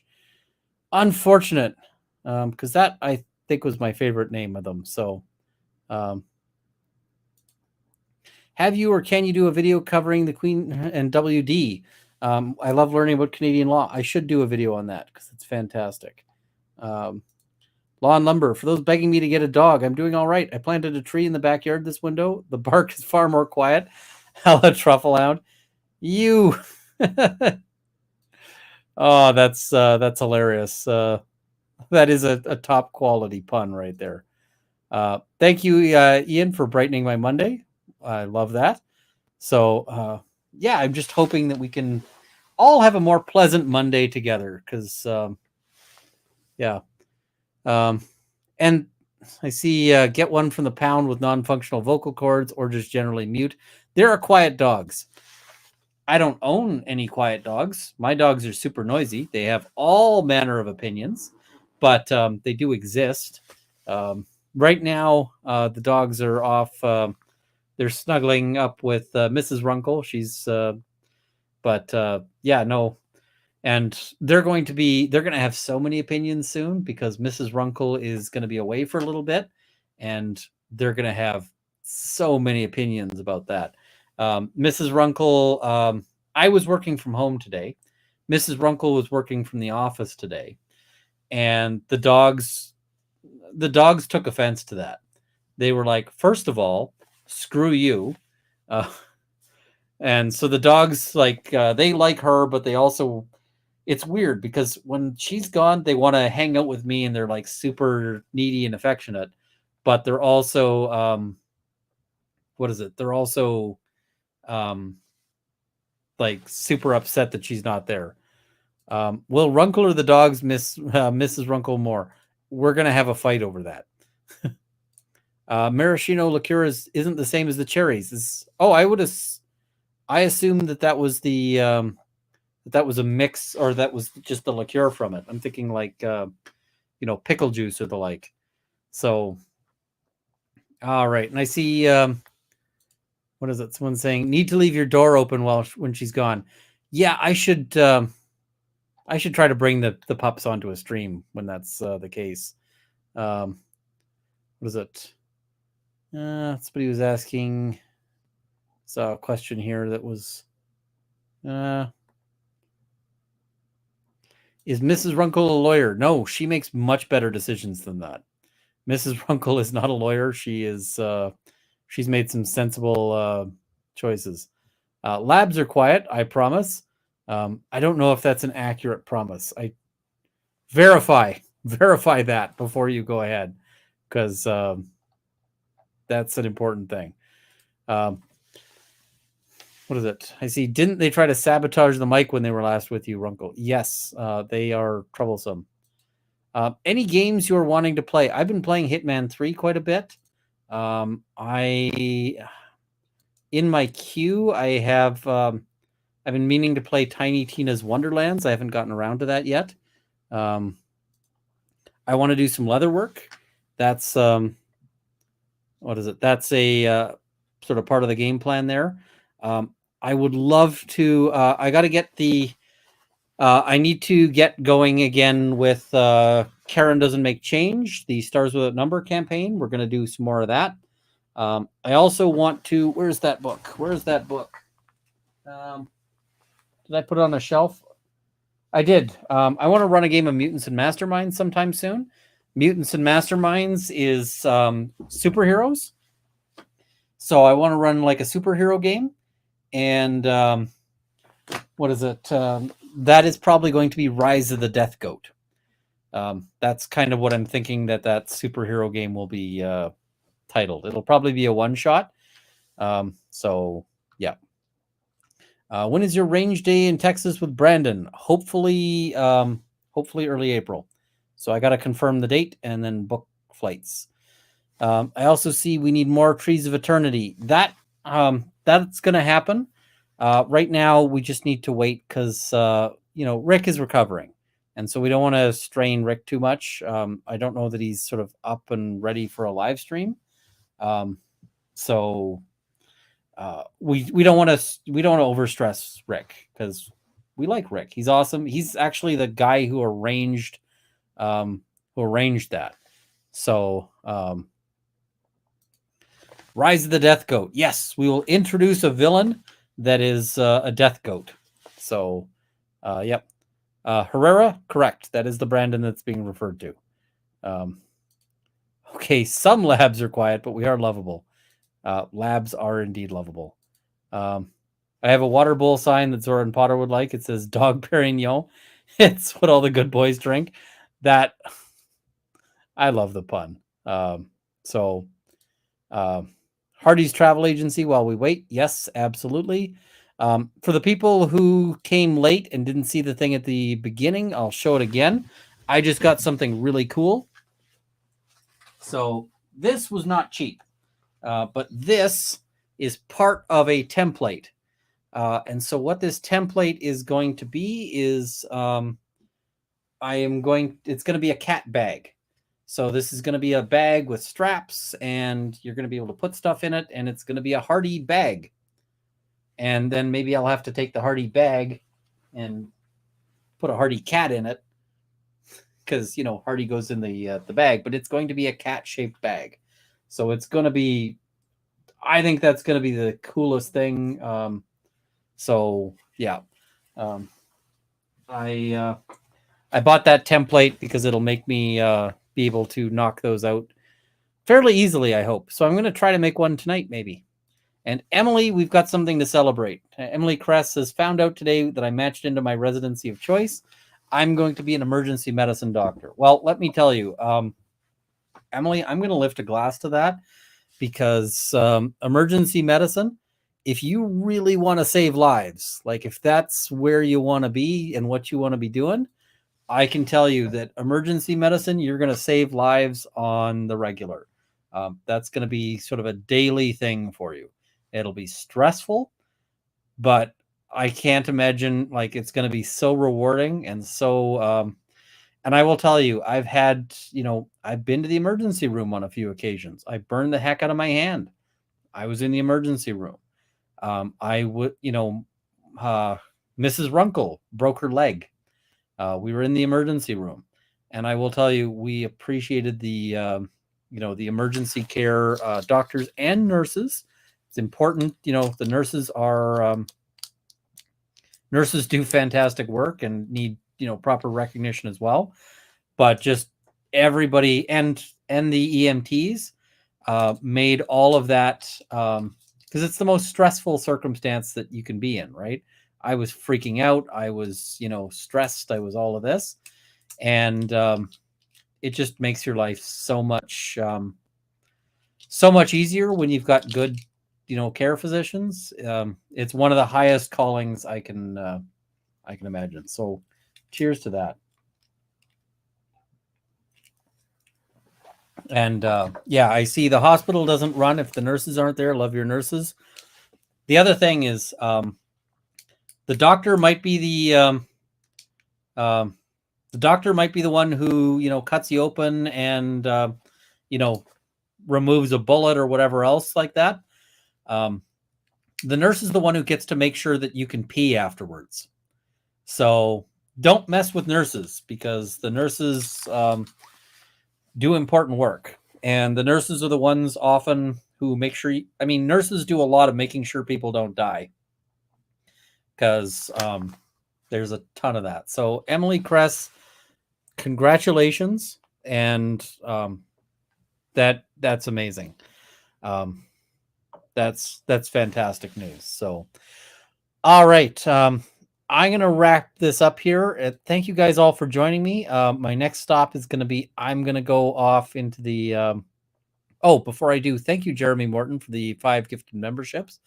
I'm going to go off into the, into my workshop, and I'm going to try to make something. I've got something that I'm looking to do for Roll of Law. I'm trying to make a little spell book.